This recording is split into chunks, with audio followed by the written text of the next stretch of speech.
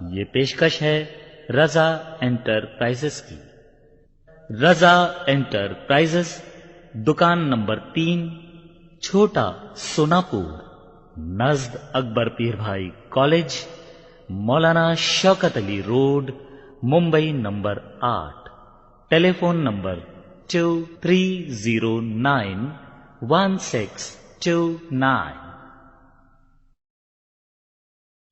ان اللہ وملائکتہ یصلون علی النبی یا ایھا الذین آمنوا صلوا علیہ وسلموا تسلیما۔ اللہم صل علی سیدنا وشفیعنا وحبیبنا ومولانا محمد معدن الجود والکرم وعلی آلہ وبارک وسلم۔ صلاۃ و سلام علیک یا رسول اللہ صلی اللہ تعالی علیہ وسلم۔ لا الہ الا اللہ محمد رسول اللہ صلی اللہ تعالی علیہ وسلم۔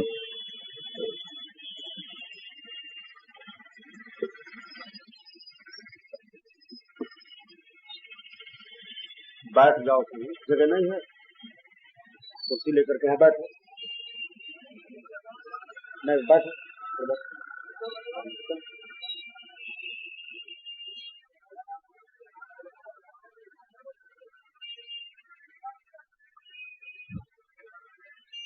الحمدللہ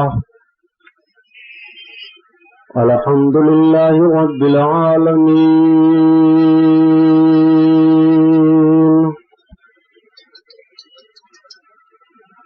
والصلاة والسلام علی سید المرسلین،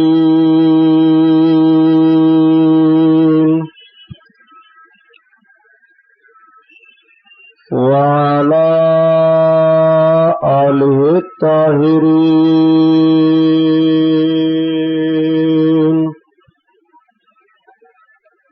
وصحابہ المطہرین،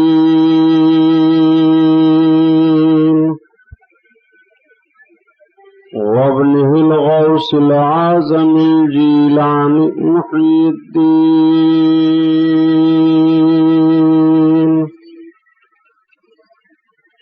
وأہل بیتہ اجمعین۔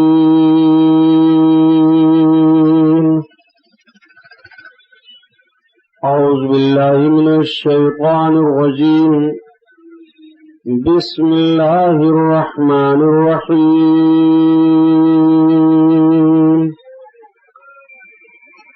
قال اللہ تعالی فی القرآن العظیم الفرقان الحمید،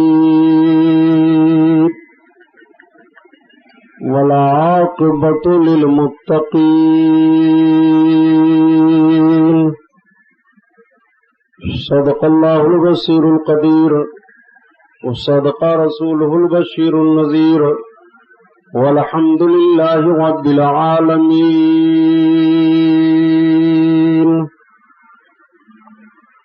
لاکھ صد احترام سامعین اکرام، آئیے سب سے پہلے عقیدت و احترام کے ساتھ اپنے اور ساری کائنات کے مرکز عقیدت حضور رحمت للعالمین، شفیع المذنبین، رسول گرامی وقار، محبوب پروردگار، دونوں عالم کے مالک و مختار حضور محمد الرسول اللہ صلی اللہ تعالی علیہ وسلم کے دربار پرانوار میں درود شریف کا نذرانہ پیش فرمائیں۔ پڑھیے بلند آواز سے، اللہم صلی علی سیدنا مولانا محمد معدن الجود والکرم وعلی آلہ وبارک وسلم۔ صلاۃ و سلام علیک یا رسول اللہ صلی اللہ تعالی علیہ وسلم۔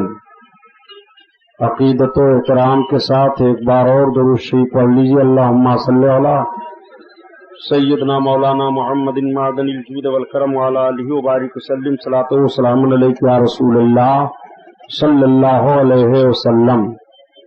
جب درود شریف پڑھ لوں مکمل تب ہار پھول پہناؤ۔ درود پڑھ رہا ہوں اس کے بعد ہار لے کر کھڑے ہو رہے ہو، یا تو بیٹھا تھا تو تبھی پہنا دیتے۔ ایک بار اور عقیدت سے پڑھو درود پاک، اللہم صلی علی سیدنا مولانا محمد معدن الجود والکرم وعلی آلہ وبارک وسلم صلاۃ و سلام علیک یا رسول اللہ صلی اللہ تعالی علیہ وسلم۔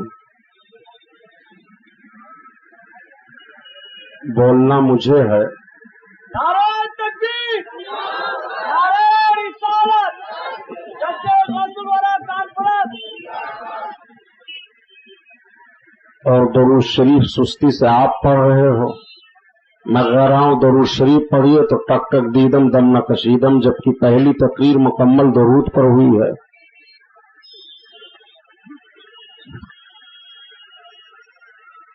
اصل میں ہر وہ کام اچھا لگتا ہے جو خلوص پر ہو۔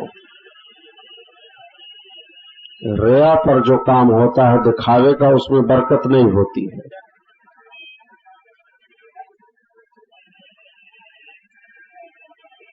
یہ جشن پاک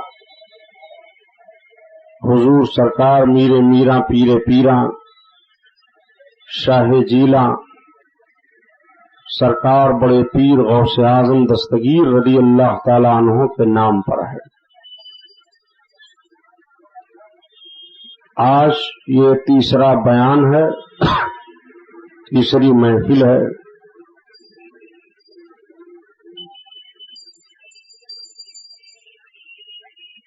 حضور سرکار سیدنا غوث اعظم رضی اللہ تعالی عنہ کے تعلق سے میں نے کل کے بیان میں 10 سال تک عرض کیا تھا اجمالاً، اس لیے کہ تفصیل کے ساتھ بیان کرنے کا آپ کے اس اسٹیج پر ٹائم نہیں ہے۔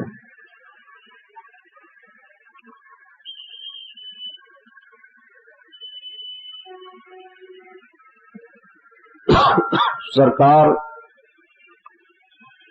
غوث اعظم بڑے پیر دستگیر رضی اللہ تعالی عنہ کی مقدس زندگی پاک کے ان گوشوں کو جس کا تعلق 10 سال سے ہے، میں ابھی عرض کروں گا تو انشاءاللہ تعالی آپ کا ایمان تازہ ہوگا۔ یہاں بھی کوئی ہارن لگایا ہے کیا؟ وہ ہارن اس کی آواز تو میرے کان میں نہیں آنی چاہیے۔ یہاں بھی کوئی شاید ہارن لگا ہے۔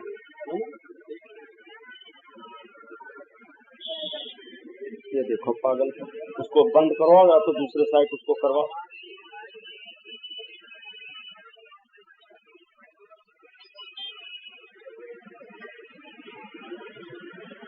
اس کی آواز یہاں لگایا ہے ہارن، تو یہ میرے کان میں آواز پہنچتی ہے۔ اس کا رخ دوسری طرف کر دو،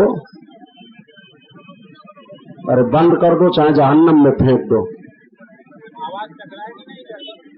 درود شریف پڑھو، اللہم صلی علی سیدنا مولانا محمد معدن الجود والکرم وعلی آلہ وبارک وسلم صلاۃ و سلام علیک یا رسول اللہ صلی اللہ تعالی علیہ وسلم۔ میں یہ عرض کر رہا تھا سرکار غوث اعظم بڑے پیر دستگیر رضی اللہ تعالی عنہ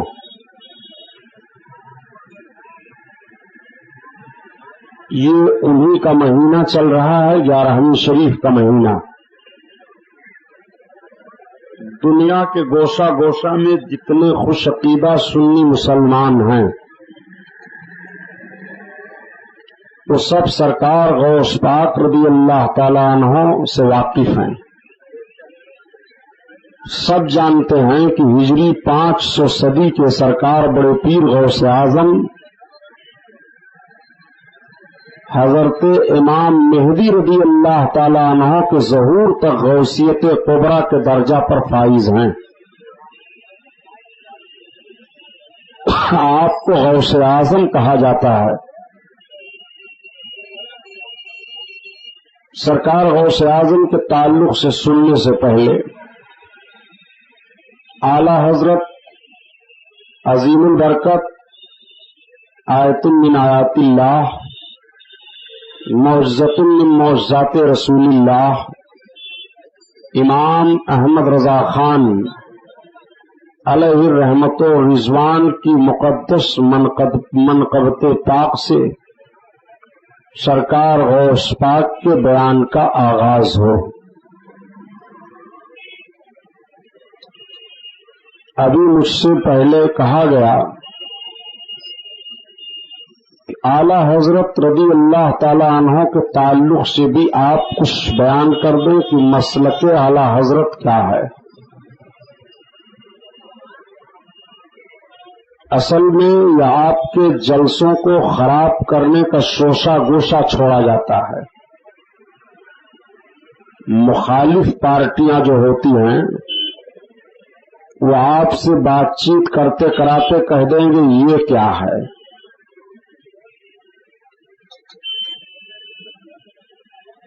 یہ سرکار غوث اعظم بڑے پیر رضی اللہ تعالیٰ عنہ کے تعلق سے جلسہ ہے، ہونا یہ چاہیے کہ غوث اعظم ہی کے تعلق سے باتیں ہوں، ان کے کارنامے، سرکار غوث پاک کے اعمال، آپ کی عبادتیں، آپ کی پیاری زندگی،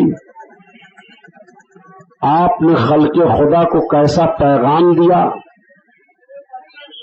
اللہ سے خوف رکھنے کا کیسا طور طریقہ بتایا،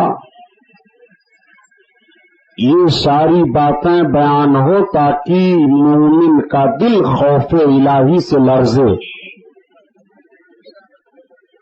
یہ نجدی ذہن و فکر رکھنے والے نادان چائے کے ہوٹل پر بیٹھیں گے تو کہیں گے مسلک اعلی حضرت کیا ہے، یہ اعلی حضرت کون ہے، کس شخصیت کا نام اعلی حضرت ہے۔ حالانکہ ہند پاک میں سینکڑوں کتابیں اعلی حضرت پر چھپ کر کے منظر عام پر آ گئی ہیں کہ اعلی حضرت کون ہے، مسلک اعلی حضرت کیا ہے۔ لیکن دوسرے کی آنکھوں میں تلکا دیکھنے والوں کو چاہیے کہ اپنی آنکھ کی شہتیر دیکھیں، دوسروں کے گھر میں تلاشی لینے والوں کو چاہیے کہ پہلے اپنے گھر کے اندر دیکھیں کہ کتنی شراب کی بوتلیں رکھی ہوئی ہیں۔ اعلی حضرت کون ہیں؟ ایک سوال ذہن پر آتا ہے، اور کبھی کبھی کچھ لوگ اس سوال کو آپ کے درمیان بھی اٹھا دیتے ہیں کہ اعلی حضرت کون ہے اور مسلک اعلی حضرت کیا ہے۔ تو مختصر وقت میں چند جملے میں عرض کر دیتا ہوں، اگر آپ اپنے قوت حافظہ میں ان چند جملوں کو محفوظ رکھ سکیں گے تو جب یہ سوال آپ کے سامنے لایا جائے گا کہ مسلک اعلی حضرت کیا ہے اور اعلی حضرت کون ہیں، تو آپ بڑے اطمینان کے ساتھ اس کو تسلی بخش جواب دے دیں گے۔ جواب سننے والا اگر اپنی آنکھوں پر تعصب کی اینک نہیں لگائے ہوئے ہے اور اس کے دل میں حسد کی آگ نہیں اٹھ رہی ہے، حسد کا شعلہ نہیں بلند ہو رہا ہے، تو ضرور وہ آپ کی باتوں سے مطمئن ہو کر کے اعلی حضرت کو خراج عقیدت پیش کرے گا۔ اعلی حضرت کون ہے، کس شخصیت کا نام اعلی حضرت ہے؟ تو آئیے سب سے پہلے چند تاریخی باتیں اپنے ذہن میں رکھیں۔ ہم اور آپ جس ہندوستان میں جی رہے ہیں، جس ملک میں ہم اور آپ پیدا ہوئے، یہ ملک 1856 عیسوی میں بہت بڑا ملک تھا۔ افغانستان کی سرحد سے لے کر کے تبت کی وادی تک اتنا بڑا یہ ملک تھا۔ اس کو بر صغیر کہا جاتا ہے۔ اسی ملک سے پاکستان نے جنم لیا، اسی ملک کے پیٹ سے بنگلہ دیش بھی نکلا، اسی ملک سے لنکا نے جنم لیا، اسی ملک سے برما، رنگول، یہ سب پیدا ہوئے۔ ورنہ یہ اتنا بڑا ملک تھا، الحمدللہ، یہ سونے کا چڑیا کہلاتا تھا۔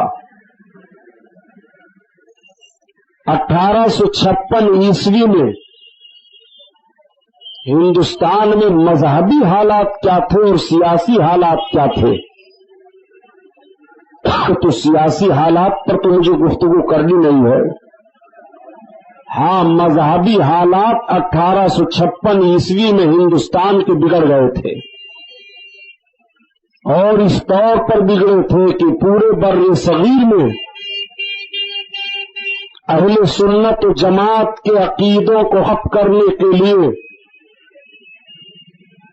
اور مسلمانوں کو بے ایمان بنانے کے لیے 100 سے زیادہ فتنوں نے جنم لے لیا تھا۔ اسلام و سنیت کے نام پر 100 سے زیادہ فتنے پیدا ہو چکے تھے۔ سب سے بھیانک فتنہ ایک یہ پیدا ہوا تھا یہاں کہ معاذ اللہ خدا جھوٹ بول سکتا ہے لیکن بولے گا نہیں، اور یہ دلیل دی جا رہی تھی، یہ ثبوت پیش کر رہے تھے کہ بندہ جھوٹ بول سکتا ہے، اور اللہ اگر جھوٹ نہیں بول سکتا ہے تو بندہ کی طاقت بڑھ جائے گی اور اللہ کی طاقت گھٹ جائے گی، لیکن اللہ جھوٹ بولے گا نہیں۔ معاذ اللہ یہ ذہن و فکر دے کر کے مسلمانوں کے ایمان و عقیدہ پر دن دہاڑے ڈاکہ ڈالا گیا تھا۔ ہم اہل سنت و جماعت کا یہ عقیدہ ہے کہ رب تعالیٰ کے لیے جھوٹ محال ہے، جھوٹ عیب ہے، اور اللہ تعالیٰ ہر عیب سے پاک و صاف ہے، اس کے تحت قدرت جھوٹ ہے ہی نہیں، اس کے لیے محال ہے جھوٹ۔ ہمارا عقیدہ یہ ہے۔ دوسرا فتنہ یہ پیدا ہوا کہ اللہ کے بعد مخلوقات میں سب سے زیادہ علم کس کا ہے؟ لوگوں نے ذہن و فکر دے دیا کہ سب سے زیادہ علم شیطان اور ملک الموت کا ہے۔ سوال پیدا ہوا کیا رسول اللہ صلی اللہ علیہ وسلم کا علم زیادہ نہیں ہے؟ تو یہ کہا گیا کہ رسول اللہ کے علم کی زیادتی کے لیے قرآن سے کوئی ثبوت نہیں ہے، اور شیطان اور ملک الموت کے علم کی زیادتی کے لیے قرآن سے ثبوت ہے معاذ اللہ۔ تو سرکار کے علم کو شیطان اور ملک الموت کے علم سے کم بتایا گیا۔ یہ فتنہ آیا سامنے۔ ایک فتنہ یہ بھی سامنے آیا کہ رسول اللہ کو کل غیب کی باتیں معلوم ہیں کہ بعض باتیں، تو انکار کر دیا کہ کل غیب کی باتیں رسول اللہ کو نہیں معلوم ہیں، اور اگر بعض باتیں معلوم ہیں غیب کی رسول اللہ کو تو اس میں نبی کی کوئی خصوصیت نہیں ہے۔ ایسا علم تو جانور کو بھی ہے، پاگل کو بھی ہے، درند کو بھی ہے، چرند پرند کو بھی ہے، سارے لوگوں کو ہے۔ ایک فتنہ یہ بھی پیدا ہوا، ایک فتنہ یہ پیدا ہوا کہ رسول اللہ تو دیوار کے پیچھے کا علم نہیں رکھتے ہیں، انہیں دیوار کے پیچھے کی خبر نہیں ہے معاذ اللہ۔ ایک فتنہ یہ بھی سامنے آیا کہ رسول اللہ کی تعظیم کیسی کرنی چاہیے، سرکار کی عزت کیسی کرنی چاہیے، تو یہ بتایا کہ بڑے بھائی کی جیسی عزت کی جاتی ہے ایسے سرکار کی عزت کرو، سو اس میں بھی کم کرو۔ معاذ اللہ یہ بھی کتابوں میں لکھ کر کے فتنہ پیدا کیا کہ جس کا نام محمد یا علی ہو اسے کسی چیز کا اختیار نہیں۔ ایک فتنہ یہ بھی سامنے آیا کہ رسول اللہ معمولی انسان ہے معاذ اللہ۔ ایک فتنہ یہ بھی سامنے آیا کہ بھوت پریت ولی نبی جن فرشتے شیطان سب برابر ہیں۔ یہ بھی فتنہ پیدا کیا گیا کہ امتی بسا اوقات عمل میں نبی سے بڑھ سکتا ہے، یہ بھی فتنہ سامنے لایا گیا کہ رسول اللہ صلی اللہ علیہ وسلم کو آخری نبی ماننا عوام کا خیال ہے۔ قرآن کی آیت کا انکار کر دیا گیا۔ رب تعالیٰ نے قرآن میں اپنے محبوب کو آخری نبی بنا کر کے بیدہ فرمایا، ارشاد فرمایا میرے محبوب آخری نبی ہیں، ان کے بعد کوئی نبی نہیں ہے، نبوت کا دروازہ بند۔ آقا کریم صلی اللہ تعالی علیہ وسلم کے آخری نبی ہونے کا انکار کیا گیا اور آپ کو آخری نبی ماننا عوام کا خیال بتایا گیا۔ ایک فتنہ یہ بھی سامنے آیا کہ دہلی کے جامع مسجد کے منبر پر ایک طرف قرآن کو رکھا، دوسری جانب گیتا کتاب کو رکھا، اور دونوں کتابوں پر ہار و پھول ڈالے گئے۔ اور یہ ذہن و فکر دینے کی کوشش کی گئی کہ معاذ اللہ گیتا کتاب بھی حق ہے۔ ایک فتنہ یہ بھی سامنے آیا کہ اسی دہلی کے جامع مسجد کے منبر پر ملک کے لیڈر گاندھی کو لے جا کر کے تقریر کروائی گئی اور یہ کہا گیا کہ عدالت کا دروازہ بند نہ ہوا ہوتا تو معاذ اللہ ہم گاندھی کو نبی مان لیتے۔ اب آپ سے میں پوچھنا چاہتا ہوں، جتنے موٹے موٹے فتنوں کا نام میں نے لیا ہے، اگر کلمہ پڑھتے ہوئے کوئی ان فتنوں میں سے کسی فتنے کو صحیح مان لے کسی بات کو، تو کیا اس کا تعلق اسلام سے رہے گا؟ کیا وہ مسلمان رہ جائے گا؟ آپ اپنی دیانتداری پیش کرتے ہوئے آپ اپنے ذہن و فکر کا فیصلہ فرمائیے کہ جن باتوں کو میں نے بیان کیا، کیا یہ ایمان کو لوٹنے کے لیے فتنہ ہے کہ نہیں؟ کیا ایمان کو برباد کرنے والی یہ باتیں ہیں کہ نہیں؟ اللہ تعالیٰ نے کرم فرمایا، بریلی شریف کی سرزمین پر 1856 عیسوی میں ایک پٹھان گھرانے میں ایک بچے کی ولادت بسعادت ہوئی، ایک بچہ پیدا ہوا۔ وہ بچہ جس گھرانے میں پیدا ہوا وہ معمولی گھرانہ نہیں تھا۔ اس بچے کے دادا عالم، پردادا عالم، اس بچے کے باپ عالم۔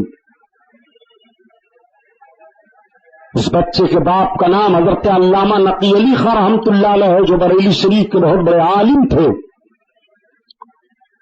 آپ کے دادا کا نام حضرت علامہ رضا علی خاں رحمۃ اللہ علیہ ہے، جنہوں نے انگریزوں سے تلوار کی جنگ کی تھی اور بریلی شریف کی سرزمین پر 200 انگریز مارے گئے تھے۔ وہ بچہ جب ہوش سنبھالا اور پڑھنا شروع کیا تو اپنے باپ سے وہ پڑھتے رہے۔ آج سماج میں، عوام الناس میں یہ بات بھی کہہ دی جاتی ہے کہ بریلی کے مولانا احمد رضا خان اور ان کے دور کے جن عالموں سے ان کا اختلاف ہوا کفریات کی بنیاد پر، وہ سب ایک مدرسہ میں پڑھے تھے۔ معاذ اللہ یہ سفید جھوٹ ہے۔ اعلی حضرت عظیم البرکت نے اپنے باپ سے پڑھا 13 برس تک، اور جب 13 برس تک پڑھ کر کے فارغ ہوئے تو آپ کے باپ نے آپ کے ہاتھ میں دے دیا قلم فتویٰ لکھنے کے لیے۔ فتویٰ کا مطلب کہ اسلام و سنیت کے تعلق سے جتنے سوالات آتے تھے ان سوالوں کا جواب اب آپ لکھ رہے ہیں۔ آپ کے والد گرامی نے جب آپ کے جوابات کو دیکھا تو قلم چوم لیا، اپنے بیٹے کی پیشانی کا بوسہ لیا، سجدہ شکر میں گر گئے، رب کا شکر ادا کرتے ہوئے اعلی حضرت عظیم البرکت سے فرمایا، مولانا احمد رضا خان، اب آج سے تمام سوالوں کا جواب لکھنا یہ تمہاری ذمہ داری ہے۔ آج سے تم سارے سوالوں کے جوابات لکھا کرو۔ سرکار اعلی حضرت نے لکھنا شروع کیا۔ جس جس قسم کے بھی سوالات آتے تھے آپ لکھتے چلے جاتے تھے۔ سارے فتنوں، سارے سوالوں کا جواب آپ نے دیا، اور ایسا جواب دیا کہ مخالفین سے کچھ بن نہیں پڑتا تھا، وہ عاجز ہو گئے۔ اعلی حضرت عظیم البرکت نے ارشاد فرمایا، سنو، یہ رضا کے نیزہ کی مار ہے، یہ عدو کے سینہ میں غار ہے، اسے چارہ جوئی کا وار ہے، یہ وار وار سے پار ہے، اور کل کے رضا ہے خنجر خوخار برقبار۔ آدھا سے کہہ دو خیر منائے نہ شر کریں، کلک کا معنی ہوتا ہے قلم کے۔ آپ نے فرمایا دشمنان دین ہوشیار ہو جاؤ، کلک رضا ہے خنجر خوخار برقبار، آدھا سے کہہ دو خیر منائے نہ شر کریں۔ عظمت رسالت پر حملہ کرنے کے لیے بدماشی نہ کرو، احمد رضا خان کا قلم چل رہا ہے، اور عظمت رسالت پر جتنے تمہارے حملے ہوں گے سارے حملوں کا جواب تم قلم سے حملہ کر رہے ہو تو قلم احمد رضا خان کا جواب دے رہا ہے، اور ایسا جواب دیا کہ سارے فتنوں کے تابوت پر آخری کیل ٹھوک دیا۔ ہر فتنے کے چہرے پر کالک لگا دی، اور جب ہر فتنے کے چہرہ پر کالک لگ گئی، بر صغیر کے مسلمانوں کے ایمان و عقیدہ کی حفاظت ہو گئی، تو ہند کے گوشہ گوشہ سے پکار اٹھے لوگ، ڈال دی قلبوں میں عظمت مصطفیٰ، ڈال دی قلبوں میں عظمت مصطفیٰ، اور سیدی اعلی حضرت پہ لاکھوں سلام، لاکھوں سلام۔ اعلی حضرت عظیم البرکت نے اس طرح سے ایمان و عقیدے کی حفاظت کر دی۔ آپ سوچتے ہوں گے کہ سبحانی صاحب آپ یہ اپنے طور پر بیان کر رہے ہیں۔ میں اپنے طور پر نہیں بیان کر رہا ہوں، جن فتنوں کو شمار کرایا ہوں، اگر نجدی ذہن و فکر رکھنے والے نادانوں کے اندر ہمت ہے تو میں انہیں چیلنج کر رہا ہوں کہ کسی ایک بات کو غلط ثابت کر دو جتنے فتنے کو شمار کرایا ہوں کہ یہ فتنہ نہیں پیدا کیا گیا اور یہ فتنے کتابوں میں نہیں لکھے گئے، ایمان و عقیدہ کو برباد کرنے کے لیے باتیں کتابوں میں نہیں ہیں، تو خدا کی قسم جو چور کی سزا وہ ہماری زندگی بھر غلامی کرنے کے لیے تمہاری چوکھٹ پر میں ضمانت دے دیتا ہوں، لیکن اگر صحیح ہے تو توبہ کر لو، رسول اللہ کی شان میں گستاخیاں نہ کرو۔ آؤ سنو، یہ چلے ہیں مسلک اعلی حضرت سمجھنے کے لیے۔ آج آپ نے جشن غوث الورا کر لیا تو یہ کہتے ہیں کہ آپ بدعتی ہو گئے، یہ بدعتیوں کی محفل ہے، حرام خور، یہ بدعتیوں کی محفل ہے، اور تو نے دین رحمت کہاں سے نکال لیا ہے؟ مذہب اسلام کا نام دین رحمت رکھنا یہ بدعت نہیں ہے؟ کیا مذہب اسلام کو دین رحمت کسی صحابی نے کہا ہے؟ رسول اللہ نے کہا ہے؟ نادان قرآن میں رب فرماتا ہے ان الدین عند اللہ اسلام، اللہ کے نزدیک دین اسلام ہے۔ تو نے یہ نیا نام دین اسلام کا دین رحمت رکھ کر کے بہت بڑی بدعت کی ہے، سب سے بڑا بدعتی حرام خور تو ہے۔ نعرہ تکبیر، نعرہ رسالت، اہل سنت۔ یہ کتاب لکھتے ہیں کہ یہ اصلی اسلام ہے، یہ جعلی اسلام ہے، اور اس کتاب میں حرام خور نے لکھا ہے کہ غوث پاک اور تمام صوفیہ بدعتی تھے۔ کیا آپ برداشت کرو گے سرکار غوث اعظم کو کوئی بدعتی کہے؟ کوئی سنی مسلمان برداشت کر سکتا ہے؟ غوث اعظم نے تو 1 لاکھ سے زائد چوروں اور ڈاکوؤں کو توبہ کرا کر کے راہ راست پر لا کر کے متقی اور پرہیزگار بنایا ہے۔ حرام خور تو پرہیزگار اور متقی کو بے ایمان بنا رہا ہے۔ اگر غوث اعظم بدعتی ہو گئے تو دنیا میں کون مسلمان رہے گا؟ کسے مسلمان کہا جائے گا؟ اس لیے اسی کتابوں کو چوراہے پر رکھ کر کے آگ لگا دو، سن لے غیر مقلد، اور دھمکی نہ دیں گے۔ غلام محی الدین سبحانی تمہاری دھمکی کو جوتے کی ٹھوکر سے اڑاتا ہے، ابھی تمہیں معلوم نہیں ہے۔ نہ تم صدمے ہمیں دیتے، نہ یہ فریاد ہم کرتے، نہ خون سے راز سربستہ، نہ یہ رسوائیاں ہوتی۔ کیسی کیسی بدعتوں کو تم نے ایجاد کیا ہے، گناؤں گا تو تمہارے گھر میں وہی میں نے کہا تھا کہ پہلے اپنے گھر کے شراب کی بوتلوں کو دیکھو، کتنے شراب کے بوتل تمہارے گھر میں رکھے ہیں، کس طرح سے ڈکیتی کے مالوں کو اکٹھا کر کے تم نے جمع کیا ہے اپنے گھر میں۔ سنو، بات چل رہی تھی اعلی حضرت عظیم البرکت پر، اعلی حضرت کو چلے پہچاننے کے لیے۔ سنو اعلی حضرت کو کس کس نے پہچانا ہے، یہ ہمارے گھر کی بولی نہیں ہے۔ مولانا کوثر نیازی دیوبندی مکتبہ فکر کے بہت بڑے عالم تھے، بعد میں وہ طائب ہوئے۔ جب ہندوستان سے پاکستان نے جنم لیا اور پاکستان میں امور مذہبیہ کا سب سے پہلا صدر مولانا کوثر نیازی کو بنایا گیا۔ مولانا کوثر نیازی خود بیان کرتے ہیں کہ میں نے حدیث کا علم مولانا ادریس کاندھلوی سے لیا ہے جو ہماری جماعت کے نہیں تھے۔ مولانا کوثر نیازی خود کہتے ہیں کہ میں مفتی شفیع دیوبندی جو دیوبندیوں کے مفتی اعظم ہیں، میں نے ان سے پڑھا ہے، میں ان کا شاگرد ہوں۔ پہلے انہوں نے اپنے آپ کو بتا دیا کہ میں کہاں پڑھا ہوں، پھر اس کے بعد مولانا کوثر نیازی بیان کرتے ہیں کہ جب مجھ کو امور مذہبیہ کا صدر پاکستان میں سب سے پہلے بنایا گیا تو میں یہ سمجھتا تھا کہ اسلامیات پر مجھ جیسا معلومات رکھنے والا کوئی نہیں ہے.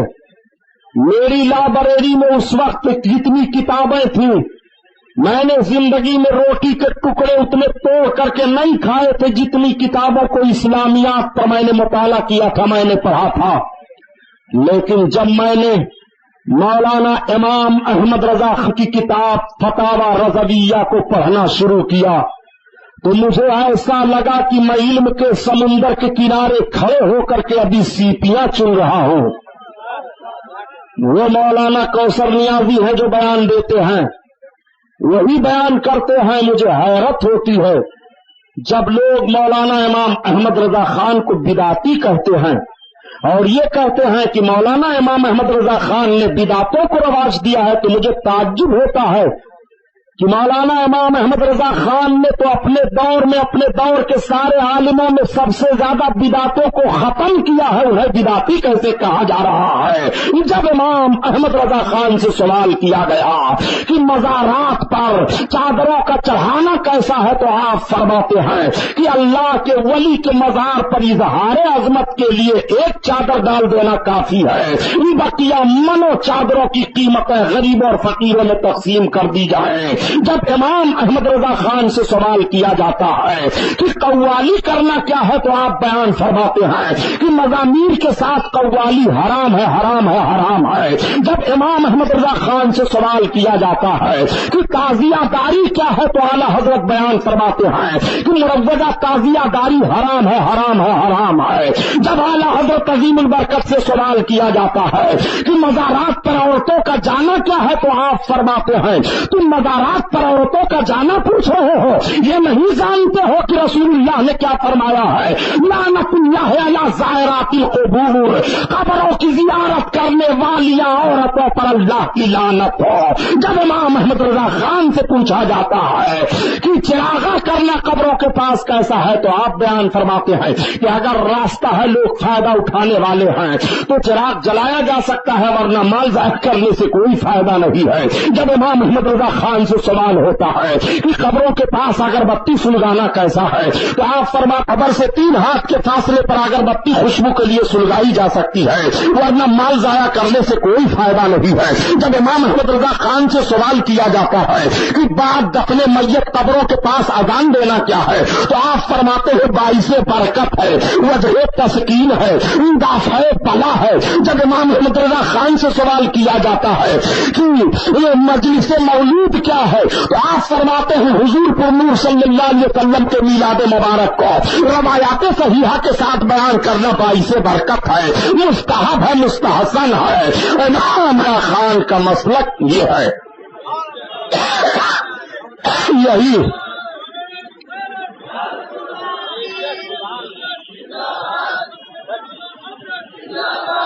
یہی ہے مسلک اعلی حضرت. غیر مقلدوں سے کہہ دو یہی مسلک اعلی حضرت ہے.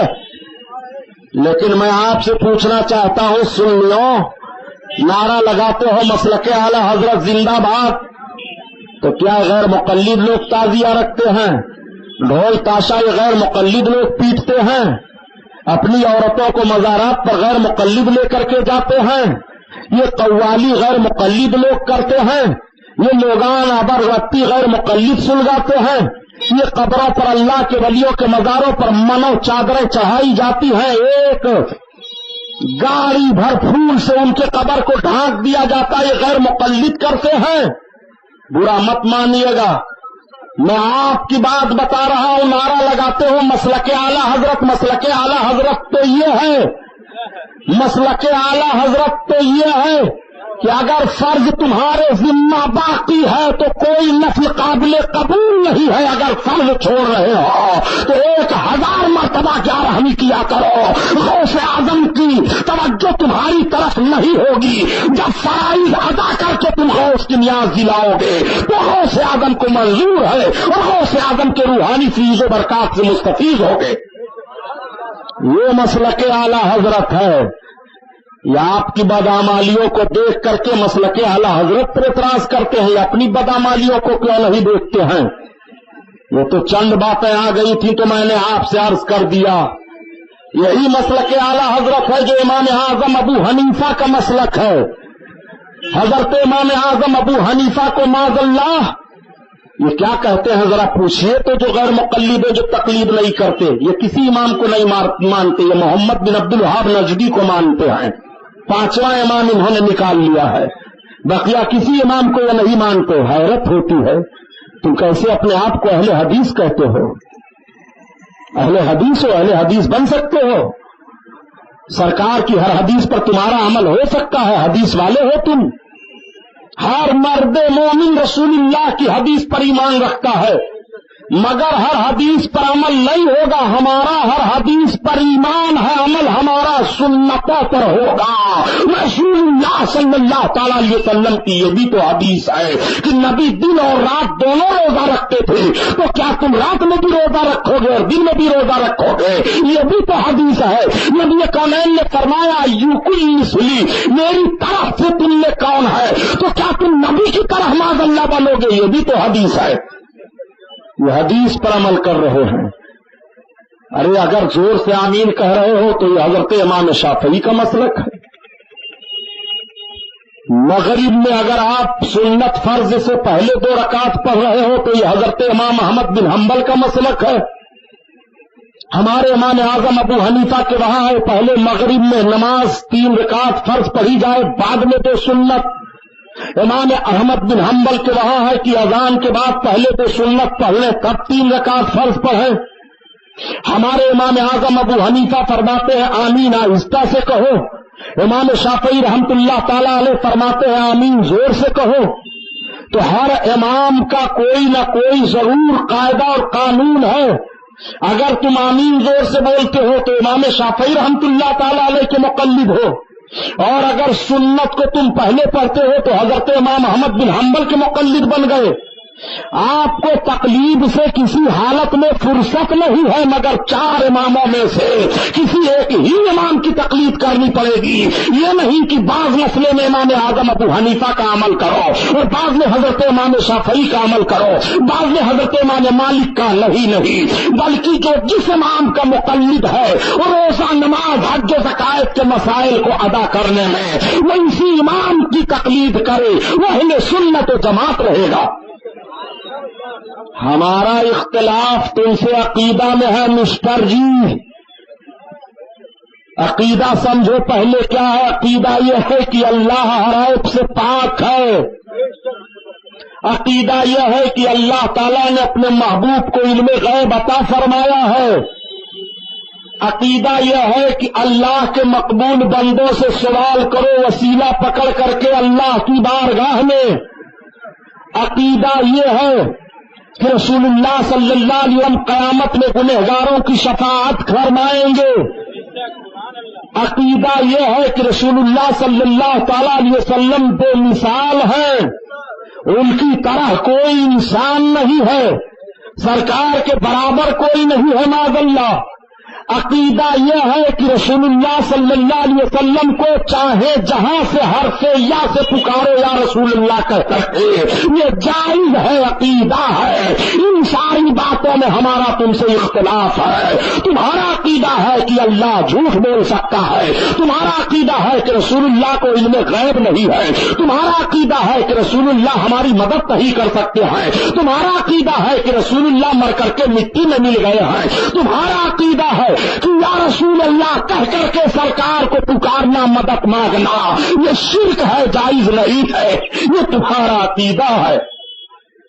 انہی باتوں پر باتیں ہو رہی ہیں، اس لیے تم اپنے عقیدے میں جھانک کر کے دیکھو کہ کیا جو تم عقیدہ رکھ رہے ہو یہی صحابہ کا عقیدہ تھا۔ حضرت ابو بکر کا عقیدہ رسول اللہ کے تعلق سے یہی تھا کہ محمد جس کا نام ہے ان کو کسی چیز کا اختیار نہیں ہے۔ کیا حضرت علی، حضرت عمر، حضرت عثمان غنی کا یہی عقیدہ تھا کہ رسول اللہ صلی اللہ تعالی علیہ وسلم کی 63 سالہ زندگی میں جو چیز نہیں ہے اب ہم اس کو ایجاد کر دیں گے تو وہ بدعت ہے، اس سے آدمی بدعتی اور مشرک ہو جائے گا؟ ذرا ان سے پوچھو یہ کتنے بدعتوں کے مرتکب ہیں؟ سرکار پیرا میرا کی 11ویں آپ نے کر لی تو بدعتی آپ ہو گئے، ان کے نیاز کا کھانا حرام ہو گیا اور دے دو تو گٹ گٹ نگلتے چلے جا رہے ہیں۔ یہ ہم کو بدعتی کہتے ہیں، بدعتی لوگ ہیں، بریلوی لوگ ہیں۔ تو ایک کام کرو کہ جیسے ہم اپنے اسٹیج سے اہل سنت و جماعت کے عوام کو، خواص کو منع کیا کرتے ہیں کہ کبھی بھی کسی وہابی دیوبندی غیر مقلد سے تم رشتہ نکاح مت کرنا، ان کی نماز جنازہ میں مت جانا، ان کے ہاتھ کا کاٹا ہوا گوشت مت کھانا، مردار ہے، ان کے ساتھ اپنی لڑکی لڑکا کا نکاح مت کرنا، نکاح نہیں ہوتا ہے۔ تمہاری ماں نے دودھ پلایا ہے، حقانیت ہے، تو اپنے مولویوں سے کہو یہ اعلان کرے کہ بریلویوں اور بدعتیوں کے وہاں تم اپنی لڑکیاں نہ دو، بریلوی اور بدعتی مر جائیں تو ان کی نماز جنازہ میں نہ جاؤ، بریلوی اور بدعتی کے وہاں کھانا نہ کھاؤ، انہیں نہ کھلاؤ۔ خدا کی قسم جیسے ہم اعلان فرمایا کرتے ہیں ایسے تم اعلان کر دو، ہمارا تمہارا جھگڑا اسی دن الگ ہو جائے گا۔ ہم اپنی قوم سے پھر بے فکر نہیں ہو سکتے ہیں اور اپنی قوم کو ہم یہ اعلان کرتے رہیں گے، یہی ہمارے حقانیت کی دلیل ہے۔ اعلان کرواؤ اپنے مولویوں سے مسجدوں میں، کیوں نہیں اعلان کرواتے ہو؟ ذرا ان کے مولوی صاحب اعلان کر دیں کہ اگر کسی غیر مقلد نے کسی سنی بریلوی کے وہاں اپنی لڑکی کی شادی کر دی تو نکاح منعقد نہیں ہوگا۔ فتویٰ یہ پوچھ لیں اپنے مولوی سے، منعقد ہوگا کہ نہیں؟ اگر ان کے مولوی لکھ دیتے ہیں کہ نہیں نکاح منعقد ہو جائے گا، ہم بریلویوں کو کافر نہیں کہتے، حرام خور۔ جب ہم کافر نہیں ہیں تو ہمیں بدعتی کیسے کہہ رہا ہے؟ نادان، تجھے شرم آنی چاہیے۔ ہمارے حق ہونے کی یہی دلیل ہے کہ ہم تجھے گمراہ گر کہہ رہے ہیں، اور کفریات پر جو لوگ مبتلا ہیں انہیں ہم کافر کہہ رہے ہیں، اور ان کے کافر ہونے میں جو شک کرے اسے بھی ہم کافر کہہ رہے ہیں، اور ہمارے حقانیت کی دلیل ہے کہ تو ہمیں مسلمان کہہ رہا ہے۔ نعرہ تکبیر، نعرہ رسالت۔ یہ بات آ گئی تھی مسلک اعلی حضرت کیا ہے؟ مسلک اعلی حضرت چلے ہیں سمجھنے کے لیے۔ مسلک اعلی حضرت سمجھو کیا ہے؟ وہی ہے جو مسلک امام ابو حنیفہ ہے، اور تمہارے جتنے اعتراضات حضرت امام اعظم ابو حنیفہ پر ہیں سب لغو ہیں، بیکار ہیں، سب یہ غیر مقلدوں کے فریب ہیں، اس لیے ان کے فریب میں مت آئیے گا۔ مجھے حیرت ہو گئی، سرکار غریب نواز رضی اللہ تعالیٰ عنہ کے روضہ کو کیا لکھا ہے انہوں نے اپنی کتاب میں، معلوم ہے آپ لوگوں کو؟ ایک فرضی کتاب گڑھا ہے جس کا نام اصلی اسلام اور جعلی اسلام رکھا ہے۔ اس میں لکھا ہے کہ معین الدین چشتی اجمیری کا روضہ بت ہے، بت ان کی لوگ پوجا کرتے ہیں، معاذ اللہ۔ حرام خور، یہ اجمیر شریف کی سرزمین پر مسلمان اگر جاتے ہیں حاضری دینے کے لیے تو یہ پوجا کرنے کے لیے جا رہے ہیں، یہ پوجا ہے۔ اور تمہارے گھر کی باتیں بتا دوں کہ تمہارے پرکھے کس طرح قبروں پر گئے ہیں، تم اپنی قبروں کو کھود کر کے پھینک دو، جلا کر کے دریا میں تیرا دو۔ سرکار غریب نواز کی قبر کو جو بت بتائیں اور یہ بتائیں کہ ان کا روضہ بت ہے، بت، اس کی لوگ پوجا کرتے ہیں، ان کی پوجا کی جاتی ہے، معاذ اللہ۔ آپ ایسوں کو مسلمان سمجھ رہے ہیں، ایسے سے رشتہ ناتا آپ کر رہے ہیں۔ ان کی جتنی طاقت ہے سب سعودی سے ہے، ریال پر یہ پل رہے ہیں۔ وہ دن دور نہیں ہے کہ جب سعودی حکومت ختم ہوگی تو یہ سرما بنانے کے لیے پوری دنیا میں نہیں دکھائی دیں گے۔ بہت باطل حکومتیں آئی ہیں سعودیہ میں، کتنے بڑے بدعتی تم ہو، کتنا اچھا صوبہ تھا، حجاز نام تھا اس کا۔ نجد دریا کے ڈاکو نکلے، مار دہاڑ قتل و غارت گری سے اپنی حکومت قائم کر کے اس صوبے کا نام نجد حجاز کو ملا کر کے سعودی رکھ لیا۔ کتنا اچھا صوبہ تھا حجاز، اس نام کو سرکار نے نہیں بدلا، حضرت ابو بکر نے نہیں بدلا، حضرت عمر نے نہیں بدلا، حضرت علی نے نہیں بدلا، حضرت عثمان نے نہیں بدلا، حضرت امیر معاویہ نے نہیں بدلا۔ حد ہے کہ یزید ظالم نے بھی بدل کر کے اس کا نام نہیں رکھا یزید یا عربیہ۔ یہ اتنے بڑے بدعتی ہو گئے کہ صوبے کا نام ہی بدل ڈالا۔ حجاز کا نام سعودیہ بدل دیا. صوبوں کا اور ملکوں کے نام بدلنے کا سب سے پہلا بدعت کا کارنامہ جو نکلا ہے وہی سے نکلا ہے. وہی سے ملکوں کے نام بدلے جانے لگے, دیشوں کے نام بدلے جانے لگے. تو آپ کے بھارت میں بھی نام بدلا جا رہا ہے, ہر ضلع کا نام بدلا جا رہا ہے, ہر جگہ کا نام بدلا جا رہا ہے. جرم کہاں ہو رہا ہے اور اس جرائم کے اثرات کہاں پر مرتب ہو رہے ہیں. ظالم اپنے گھر کے شراب کی بوتلوں کو دیکھ, کتنا بڑا بدعتی تو ہے. نبی کونین صلی اللہ تعالی علیہ وسلم کے روضے اقدس کو معاذ اللہ بہت بڑا بت کہا ہے. صنم اکبر, معاذ اللہ رب العالمین. سرکار صلی اللہ تعالی علیہ وسلم کا روضہ پاک صنم اکبر ہے, بہت بڑا بت ہے. آج بھی جو لوگ حاجی حج کرنے کے لیے جاتے ہیں, اگر سرکار کے روضے پاک کی طرف اپنے ہاتھ کو اٹھا کر کے دعا مانگ دے تو یہ ظالم کعبۃ اللہ کی طرف پھیر دیتے ہیں, کہتے ہیں کعبہ کعبہ. ارے کعبہ کی طرف ہاتھ اٹھا کر دعا مانگنی جائز ہے تو رسول اللہ کی جانب ہاتھ اٹھا کر دعا مانگنی کیوں نہ جائز؟ ذرا بتاؤ, سرکار کی طرف ہاتھ اٹھا کر کے دعا مانگنی کیوں جائز نہیں ہے؟ وہ کعبۃ اللہ ہے, یہ رسول اللہ ہے. کعبہ کیا اللہ ہے؟ کعبہ ایک گھر ہی تو ہے, غلاف چڑھا ہے وہی تو کعبہ ہے. اگر حرم شریف کی طرف ہاتھ اٹھا کر دعا مانگی جا سکتی ہے تو رسول اللہ کے روضے پاک کے طرف ہاتھ اٹھا کر کے دعا کیوں نہیں مانگتے ہو؟ ہمارا ایمان و عقیدہ ہے کہ رب تعالیٰ عطا فرمائے گا تو اپنے محبوب کی چوکھٹ ہی سے عطا فرمائے گا. دینے والا وہی رب ہے مگر اپنے محبوب کی چوکھٹ سے عطا فرما رہا ہے. اسی لیے بریلی کے تاجدار امام احمد رضا خان فرماتے ہیں, اعلیٰ حضرت عظیم البرکت ذہن فکر دیتے ہیں, اے لوگا تمہارے نبی کی عظمت کا حال یہ ہے, رسول اللہ کے وقار کا حال یہ ہے کہ خلق کے حاکم ہو تم اور رزق کے قاسم ہو تم, جو ملا تم سے ملا تم پہ کرو درود.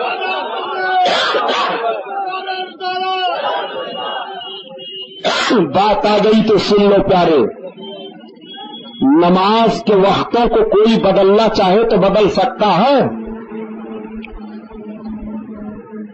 نماز کے اوقات کا تعین قرآن میں ہے کہ نماز اپنے وقتوں پر پڑھی جائے گی. اگر عصر کی نماز آپ ظہر میں پڑھو, ظہر کی نماز مغرب میں پڑھو تو کیا یہ جائز ہے؟ سارے دنیا کے مسلمان ایک ہو کر کے کہیں کیا ایسا ہے کہ بڑی گرمی پڑتی ہے اس لیے ظہر کا ٹائم بدل دیا جائے, ظہر کی نماز عشاء میں پڑھ لی جائے؟ بدل پائیں گے؟ اور اپنے آقا کا اختیار دیکھو, یہ جو کہتے پھرتے ہیں کہ رسول اللہ کو کیا اختیار ہے, وہ تو اللہ کے محتاج ہیں. نادان تو ہم کب کہتے ہیں کہ میرے سرکار اللہ کے محتاج نہیں ہیں, لیکن ذرا جملہ تو کیسا استعمال کر رہا ہے دیکھ تو لے. تو کہتا ہے رسول اللہ اللہ کے راز ہے, میں کب انکار کرتا ہوں معاذ اللہ, مگر جملے پر غور فرما لے تیرا تیور کیا بتا رہا ہے. یہ اسی طرح سے کہا جاتا ہے. اگر اس طرح سے تو کہہ دے کہ رسول اللہ صلی اللہ تعالی علیہ وسلم ہی کے وسیلے سے رب عطا فرمائے گا تو کتنا اچھا جملہ لگ رہا ہے. رب تعالیٰ ہی عطا فرمانے والا ہے مگر محبوب کے وسیلے سے دے رہا ہے. میرے آقا اپنے رب سے لے کر کے ہی دے رہے ہیں.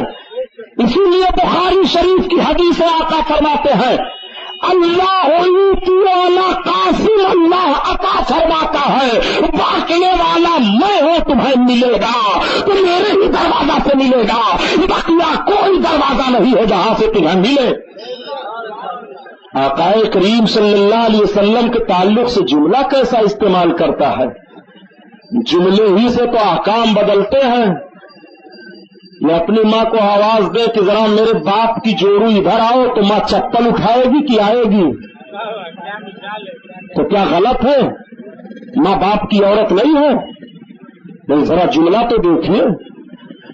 ماں چپل اٹھا کر کے رسید کر دے گی کھوپڑی پر. نادان, تجھے کہنے کا حق کیا ہے؟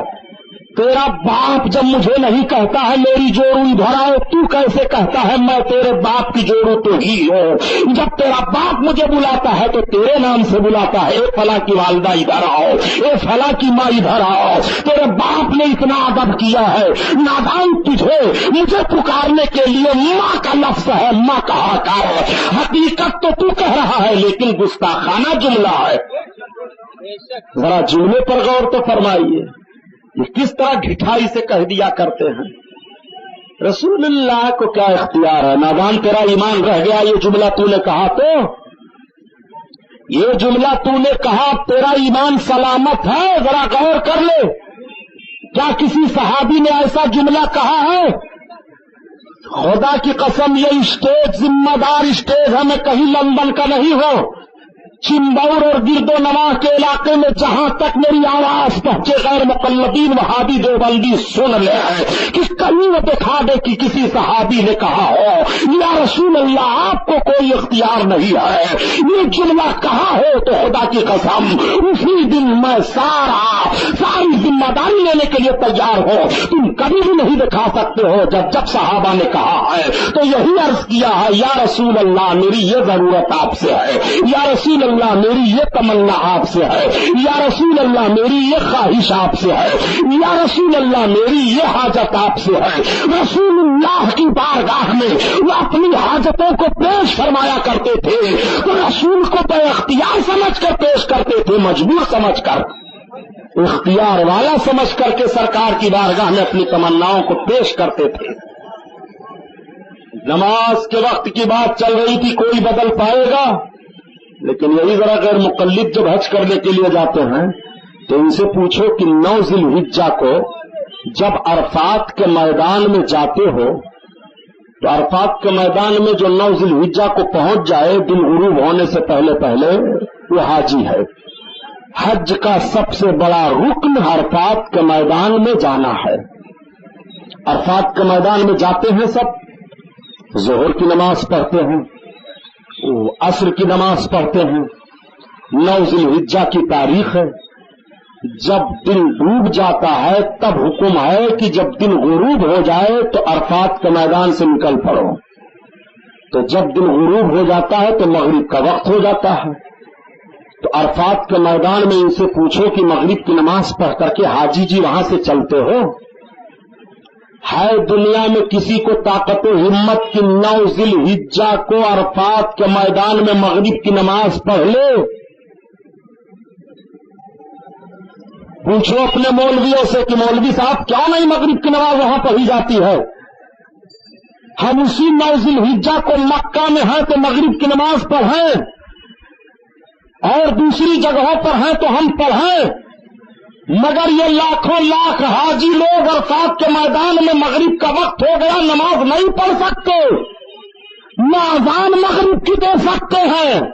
کیوں؟ آخر ایسا کیوں کیا گیا؟ کیا قرآن میں ہے کہ جب عرفات کے میدان سے چلو تو مینا میں جا کر مغرب پڑھو؟ ذرا دکھائیے ہمیں۔ اللہ کے رسول صلی اللہ تعالی علیہ وسلم نے 9 ذی الحجہ کو عرفات کے میدان میں مغرب کی نماز ادا نہیں فرمائی، وہاں سے صحابہ کو لے کر چل پڑے اور مزدلفہ میں آئے سرکار، اور جب سرکار مزدلفہ میں پہنچے تو مغرب کا وقت ختم، عشاء کا وقت شروع۔ اب میرے سرکار نے وہاں پہلے مغرب کی نماز ادا کی، پھر عشاء کی نماز کو ادا کیا، تو سوال پیدا ہوتا ہے کہ مزدلفہ میں جب سرکار مغرب کی نماز پڑھتے ہیں تو ادا کی قضا، تو میرے سرکار قضا نہیں ادا فرماتے ہیں، ادا پڑھ رہے ہیں، ادا کی نیت ہو رہی ہے۔ رسول اللہ کو کتنا بڑا پاور ہے کہ وہی نماز مغرب کی اگر قضا ہو جائے تو دوسری جگہ پڑھو گے تو قضا پڑھو گے، اسی جگہ پر پڑھو تو قضا پڑھو گے، مگر مغرب کی نماز جان بوجھ کر کے اس وقت میں نہیں پڑھی جا رہی ہے، عرفات سے نکل پڑو اور مزدلفہ میں پڑھو، ادا پڑھو۔ تو کیا جب مزدلفہ میں پہنچتے ہیں تو 3 کے بجائے 4 پڑھتے ہیں؟ ارے نماز تو وہی پڑھی جا رہی ہے، اب سرکار سے سوال عرض کرو یا رسول اللہ ہم مزدلفہ میں پڑھ لیں؟ ارے نماز مغرب کے وقت ہی میں پڑھ لے. حاجی لوگ نماز مغرب پڑھ کر کے نکلتے, عشاء کر کے مزدلفہ پڑھتے. ایسا بھی تو حج کا قانون بن سکتا تھا نادان. حج کا قانون ایسا بھی تو مرتب ہو سکتا تھا, مگر یہی ذہن میں کہہ دیا سن حج کا قانون ایسا مرتب ہو سکتا تھا, مگر حج کے فرائض میں اور ادائیگی میں بھی قدم قدم پر تجھے رسول اللہ کا اختیار نظر آئے گا, تاکہ پتہ چل جائے کہ رسول اللہ جس کے لیے جس چیز کو چاہے حلال فرما دے اور جس وقت کو جب چاہے جس کے لیے بدل دے. ان کے رب نے ان کو پاور دیا ہے اور قرآن میں اس کا فیصلہ ہو گیا ہے. ما آتاکم الرسول فخذوہ وما نہاکم عنہ فانتہوا. رسول اللہ جو تمہیں دے وہ لے لو, اور رسول اللہ جن چیزوں سے منع فرمائے رک جاؤ.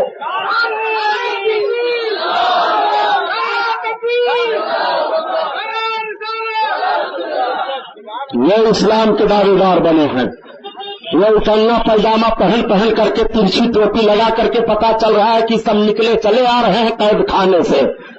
ان کا چہرہ دیکھنے کے بعد دوسری قوم کلمہ پڑھے گی کہ کلمہ پڑھنے والی بھی ہو تو بھاگ جائے گی. نادان دیکھ پیرے پیرا میرے میرا کا مقام و مرتبہ. سرکار غوث اعظم بڑے پیر دستگیر رحمت اللہ تعالی علیہ اپنی خانقاہ سے نکلے. پورے بغداد میں ایک شور ہے, ہنگامہ ہے. لوگوں نے بتایا کہ حضور ایک بہت بڑا ڈاکو گرفتار کر لیا گیا ہے. قاضی شرع نے حکم دے دیا کہ اس کو پھانسی دے دی جائے. لوگ اس ڈاکو کو میدان میں لے جا رہے ہیں پھانسی دینے کے لیے. سرکار غوث پاک ادھر سے گزر رہے ہیں. ڈاکو کو چڑھایا گیا پھانسی پر, تخت پر چڑھایا گیا, پھانسی کا پھندا ڈال دیا گیا. اعلان ہوا کہ تجھے جس کو دیکھنا ہو دیکھ لے. اس لیے کہ جب کسی کو پھانسی دی جاتی ہے تو پہلے اس کے سر پر ایک کپڑا ڈال دیا جاتا ہے تاکہ اس کی آنکھیں بند ہو جائیں, اس کا چہرہ ڈھک جائے. یہ پھانسی کا طریقہ ہوتا ہے. اعلان ہوا تجھے جس کو دیکھنا ہو دیکھ لے. وہ ڈاکو ایک نگاہ پورے مجمع پر دوڑاتا ہے. پورے بغداد کے لوگ اکٹھا ہیں. ڈاکو کی آنکھوں میں آنسو آ گئے کہ اگر میں اتنا بڑا مجرم نہ ہوتا تو پھانسی کے تخت پر چڑھا کر کے مجھے پھانسی کیوں دی جاتی. آج میں اتنا بڑا مجرم ہوں تبھی مجھے پھانسی دی جا رہی ہے. سارے لوگوں کو دیکھ رہا ہے. سرکار بڑے پیر کے چہرے پر بھی اس کی نظر پڑ گئی. نظر پڑی, نظر ہٹ گئی. حکم ہوا پھانسی کا پھندا کھینچ دیا گیا. لاش وارثوں کے حوالے کر دی گئی. اسے قبر میں دفن کر دیا گیا. خواب میں دیکھا جاتا ہے کہ وہی چور, وہی ڈاکو جنت کے باغ میں گھوم رہا ہے, اور جس قاضی نے پھانسی کا حکم دیا تھا وہی خواب دیکھتے ہیں کہ ڈاکو سامنے آ گیا, سلام کیا. میں نے پوچھا ڈاکو یہ تیرا کیا حال ہے؟ اس نے کہا حضور میرا حال اچھا ہے. کہا تیری سزا تو پھانسی ہوئی تھی, تو بہت بڑا ڈاکو تھا. کہا حضور معاملہ صحیح ہے, میرے گناہوں کی سزا بہت کٹھن تھی. آپ نے شریعت کے مطابق مجھے سزا دلوائی, لیکن جب میری روح نکلنے والی تھی رحمت کے فرشتے آ گئے, عذاب کے فرشتوں کو دور کر دیا. کہا ہٹ جاؤ, اس کی روح کو ہم لے کر جائیں گے.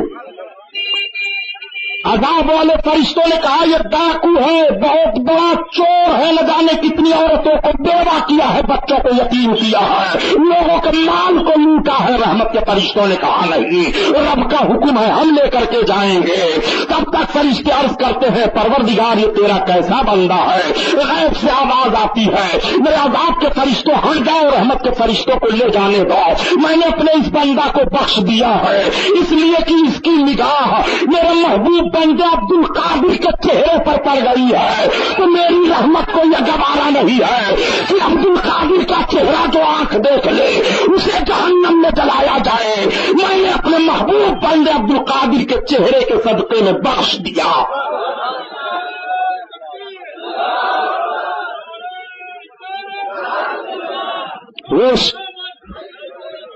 وہ سرکار غوث اعظم پیرے پیرا میرے میرا ہے. یا سو امید کے ساتھ جس کے چہرے پر نگاہ مرتے دم پڑ جائے تو اللہ رحم فرما دیتا ہے. وہ غوث پاک بدعتی تھے، ان کا چہرہ کوئی دیکھ لے مرتے مرتے، اچھے اعمال ہو تو برے اعمال ہو جائیں گے. غوث اعظم بدعتی تھے، حرام خور. تیری زبان نہیں سڑ گئی اس طرح کہتے ہوئے، تیرا قلم نہیں ٹوٹا. یہ کوڑ ہے عقیدے کا جو بزرگوں کی شان میں گستاخیاں کر رہے ہو. خواجہ غریب نواز کا روضہ بت ہے، ان کی پوجا ہوتی ہے. تاریخ اٹھا کر پڑھ خواجہ معین الدین چشتی اجمیری کی 50,000 سے زائد راجپوتاؤں کو کلمہ پڑھا کر اسلام میں داخل فرمایا ہے، اور بھارت کی سرزمین پر سب سے زیادہ غیر مسلموں کو کلمہ پڑھا کر جس بزرگ نے مسلمان کیا ہے وہ خواجہ غریب نواز کی شخصیت ہے. 50,000 سے زائد صرف راجپوتاؤں کو کلمہ پڑھایا. وہ غریب نواز بت ہے معاذ اللہ، ان کا روضہ بت ہے، اس کی پوجا کی جاتی ہے. وہ سرکار غریب نواز جب اجمیر شریف سے دلی آئے تو 35,000 غیر مسلموں کو کلمہ پڑھا دیا، اور جب دلی سے اجمیر جا رہے ہیں تو 35,000 کو کلمہ پڑھا دیا. 70,000 غیر مسلم کلمہ پڑھ لیتے ہیں. وہ سرکار غریب نواز جن کا چہرہ دیکھ کر کے غیر مسلموں نے کلمہ پڑھا، اسلام قبول فرما لیا، وہ غریب نواز کا روضہ بت ہے معاذ اللہ. کیا اتنا بھی حق نہیں ہے کہ اللہ کے ولی کے مزار پر ایک چادر ڈال کر کے خراج عقیدت کے طور پر ان کی بارگاہ میں حاضری دی جائے؟ یہ بدعتیوں کا کام ہے معاذ اللہ. نادان، اگر قبروں پر جانا بدعتیوں کا کام ہے تو نے تو رسول اللہ پر بھی اعتراض کر دیا. سن، میرے آقا صلی اللہ تعالی علیہ وسلم کے صحابہ، جانثار صحابہ جو احد کے میدان میں شہید ہوئے تھے، اور خصوصاً سرکار کے چچا حضرت امیر حمزہ رضی اللہ تعالیٰ عنہ، جن شہداء کو مقام احد میں دفن کیا گیا تھا، جب ان کی شہادت کا دن آتا تو اللہ کے رسول صلی اللہ تعالی علیہ وسلم تشریف لے جاتے احد کے شہیدوں کی قبروں پر، اور سرکار ان کے لیے دعا فرماتے تھے ان کے قبروں کے پاس کھڑے ہو کر. تو رسول اللہ اپنے امتی کے قبر پر تشریف لے جائیں، اس کے لیے دعا فرمائیں قبر پر کھڑے ہو کر. نادان، اگر امتی کی قبر پر چلا جائے، امتی ولی اللہ کی قبر پر چلا جائے تو مشرک کیسے ہو جائے گا، بدعتی کیسے ہو جائے گا؟ پتا چلا کہ شہیدوں کی قبروں پر جانا رسول اللہ کی سنت ہے. اس تاریخ کو کیوں نہیں بیان کرتے ہو؟ کیا یہ حدیث نہیں ہے؟ اہل حدیث ہیں. کڑوا کڑوا تھو، میٹھا میٹھا گپ. ہم لوگ جتنا سب کچھ کر رہے ہیں حدیث کے خلاف کر رہے ہیں، یہ جتنا کر رہے ہیں سب حدیث کے موافق کر رہے ہیں. یہ حدیث ہے کہ رسول اللہ کو کوئی اختیار نہیں ہے. یہ حدیث ہے کہ رسول اللہ کو آپ نے یا رسول اللہ کہہ کر پکار دیا تو آپ مشرک ہو جاؤ گے. یہ حدیث ہے کہ جب رسول اللہ صلی اللہ علیہ وسلم کا نام اذان میں یا ویسے سنو اور محبت میں آپ نے اپنے انگوٹھوں کو ہونٹوں پر لگا کر کے اور اپنی آنکھوں پر لگا لیا، بدعتی ہو گئے. بہت بڑی بدعت ہے. یہ حدیث ضعیف ہے. یہ سب انگوٹھا چموا لوگ ہیں، یہ سب قبر پجوا لوگ ہیں، یہ سب بدعتی لوگ ہیں. آج بھارت کی سرزمین پر 85% سنی مسلمان ہیں. 10.5 کروڑ خالی خالی بیرلوی سنی کٹر پنتھی جو تم کہتے ہو وہ مسلمان ہیں، اماموں کے ماننے والے ہیں. ذرا ان نادانوں سے پوچھو، یہ کسی امام کو نہیں مانتے. چاروں اماموں میں سے کسی کو نہیں مانتے. ہندوستان میں اسلام کب آیا ان سے پوچھو تو وہ تاریخ بھی نہیں بتا پائیں گے. ہندوستان میں اسلام دو طریقے سے، میری اس پر کیسٹ بھی ہے کہ ہندوستان میں مسلمانوں کے 4 دور. صوفیاء کرام مذہب اسلام کو ہندوستان میں سب سے زیادہ پھیلائے. اسلامی فوجیں بھی اسلام ہندوستان میں آئیں جن کے ذریعہ بھی اسلام پھیلا. مثلا اسلامی دستہ محمد بن قاسم کا آیا، اور فوج کی شکل میں سب سے پہلے حضرت عمر فاروق اعظم کے دور میں اسلام ہندوستان میں آیا تھا، اور خاص کر آپ کے بمبئی میں حضرت عمر فاروق اعظم کے دور ہی میں کچھ صحابہ کشتی کے ذریعہ سے اسی بمبئی تھانہ کھاڑی میں آئے تھے، مچھیروں سے جنگ ہوئی تھی، کامیاب ہو گئے تھے۔ ابے اسلام کے ماننے والے اقلیت میں ہیں، اتنی دور کی جنگ کرنے تم چلے گئے تھے، اگر تم سب کے سب وہیں شہید ہو جاتے تو افرادی طور پر اسلام کا نقصان ہوتا۔ سب سے پہلے اسلام حضرت عمر فاروق اعظم کے دور میں بشکل فوج ہندوستان میں اسی بمبئی تھانہ کی سرزمین پر آیا تھا۔ محمد بن قاسم کے ذریعہ سے سندھ کی طرف آیا۔ مذہب اسلام جتنے لوگ پھیلائے ہندوستان میں، تو مجاہدین اور اسلامی سپہ سالاروں کی تاریخ تو اپنی جگہ پر رکھیے، بزرگان دین کو دیکھیے۔ سرکار خواجہ غریب نواز امام کے ماننے والے تھے کہ نہیں؟ حضرت خواجہ غریب نواز امام کے مقلد ہیں۔ حضرت داتا علی ہجویری رحمت اللہ علیہ امام کے مقلد ہیں۔ حضرت خواجہ غریب نواز کے اول خلیفہ حضرت قطب الدین بختیار کاکی غیر مقلد ہیں۔ حضرت صوفی حمید الدین ناگوری رحمت اللہ علیہ خواجہ غریب نواز کے خلیفہ مقلد ہیں، امام کی تقلید فرماتے ہیں۔ حضرت مخدوم کچھوچھا امام کی تقلید فرماتے ہیں۔ حضرت مخدوم ماہمی امام شافعی کی تقلید فرماتے ہیں۔ حضرت بابا بہاؤالدین قادری حضرت امام اعظم ابو حنیفہ کی تقلید فرماتے ہیں۔ گوری بندر میں حضرت بابا بسم اللہ شاہ رحمت اللہ علیہ امام کی تقلید فرما رہے ہیں۔ یہ سارے بزرگان دین مقلد ہیں۔ حضرت نصیر الدین چراغ دہلی مقلد ہیں۔ حضرت شیخ عبدالحق محدث دہلوی مقلد ہیں۔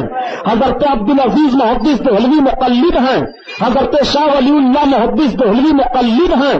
یہ سب کے سب بزرگان دین جتنے ہندوستان میں آئے اور اسلام کو پھیلائے سب مقلد ہیں۔ یہ غیر مقلد کہاں سے نکل گئے؟ تو جتنے امام کو ماننے والے ہیں یہ سب بدعتی ہو گئے، اور یہ 800 برس کی پیداوار جو جماعت ہے اور نجد کی اولادیں کہلاتی ہے، یہ صحیح مسلمان ہے۔ باقی غوث اعظم سے لے کر کے اور خواجہ غریب نواز تک جتنے بزرگان دین ہیں سب معاذ اللہ بدعتی ہو گئے۔ یہ سب کے سب مقلد ہیں، اماموں کی تقلید کرتے ہیں۔ اور سلاطین اسلام میں دیکھو، اورنگزیب عالمگیر رحمت اللہ علیہ مقلد ہیں، شاہ جہاں شہاب الدین مقلد ہیں، علاء الدین خلجی مقلد ہیں، ظہیر الدین بابر مقلد ہیں، سلطان شیر شاہ سوری مقلد ہیں۔ مغلوں کی 335 برس حکومت ہندوستان میں ہوئی، جتنے شہنشاہ آئے اکبر گمراہ کے علاوہ بقیہ سارے کے سارے لوگ مقلد ہیں۔ اور یہ بیچارے جتنے ہیں یہ کیا ہیں؟ یہ اورنگزیب عالمگیر سے بڑے ہو گئے۔ آج مخالف کیمپ کے لوگ بھی اورنگزیب عالمگیر کو کہتے ہیں وہ کٹر پنتھی سنی پکا مسلمان تھا، اور یہ غیر مقلد ہو گئے۔ بڑے فخر سے کہتے ہیں ہم وہابی ہیں۔ وہابی ہو چاہے جہنمی ہو، لیکن تمہیں دوسرے کو کچھ کہنے کا حق کیا ہے؟ کسی کو برا نہیں کہنا چاہیے۔ ارے ہم لوگوں کو اس 14ویں صدی میں نادان تو برا کہتا، غوث پاک نے تیرا کیا بگاڑا تھا؟ انہیں کیوں بدعتی کہہ دیا؟ خواجہ غریب نواز نے تیرا کیا بگاڑا تھا؟ انہیں کیوں بدعتی کہہ دیا؟ ہاں، غریب نواز کے روضہ پر اگر کچھ غلط کام کرنے والے جمع ہو جاتے ہیں تو ان غلطیوں کی اصلاح تو کرتا، بتاتا کہ غریب نواز رحمت اللہ علیہ بڑے پائے کے بزرگ ہیں، انہوں نے اسلام کی اس طرح سے خدمت کی ہے، اس لیے اے مسلمانوں ان کے روضہ پر شریعت کے خلاف کام نہ کرو۔ تجھے تو ذہن و فکر یہ دینا چاہیے، نادان تو نے غریب نواز کے روضہ کو بت کیوں کہہ دیا؟ جن لوگوں نے غریب نواز کا روضہ بنایا تھا وہ ہندوستان میں مسلمان سلاطین جو تھے وہ سب بدعتی تھے، تو وہ لوگ تو بدعتی تھے، ہندوستان پر راج کر گئے، اور یہ مسلمان ہیں ہندوستان میں بھیک مانگ رہے ہیں، غیروں کے دروازے پر کاسا لیے چاٹ رہے ہیں، ان کے دروازے پر چلے جا رہے ہیں۔ تمہیں شرم نہیں آتی ہے؟ سرکار غوث اعظم پیر پیرا میر میرا بڑے پیر دستگیر رضی اللہ تعالیٰ عنہ کی مقدس عمر پاک 10 برس کی ہے۔ سرکار غوث پاک اپنے اماں کی خدمت کر رہے ہیں، باپ کا وصال ہو گیا، آپ کی عمر شریف بڑھتی چلی گئی اور جب 18 برس کی عمر بڑے پیر غوث پاک کی ہو گئی تو 9 ذی الحجہ کی تاریخ تھی. لوگ عرفات کے میدان میں حج کے لیے جمع تھے.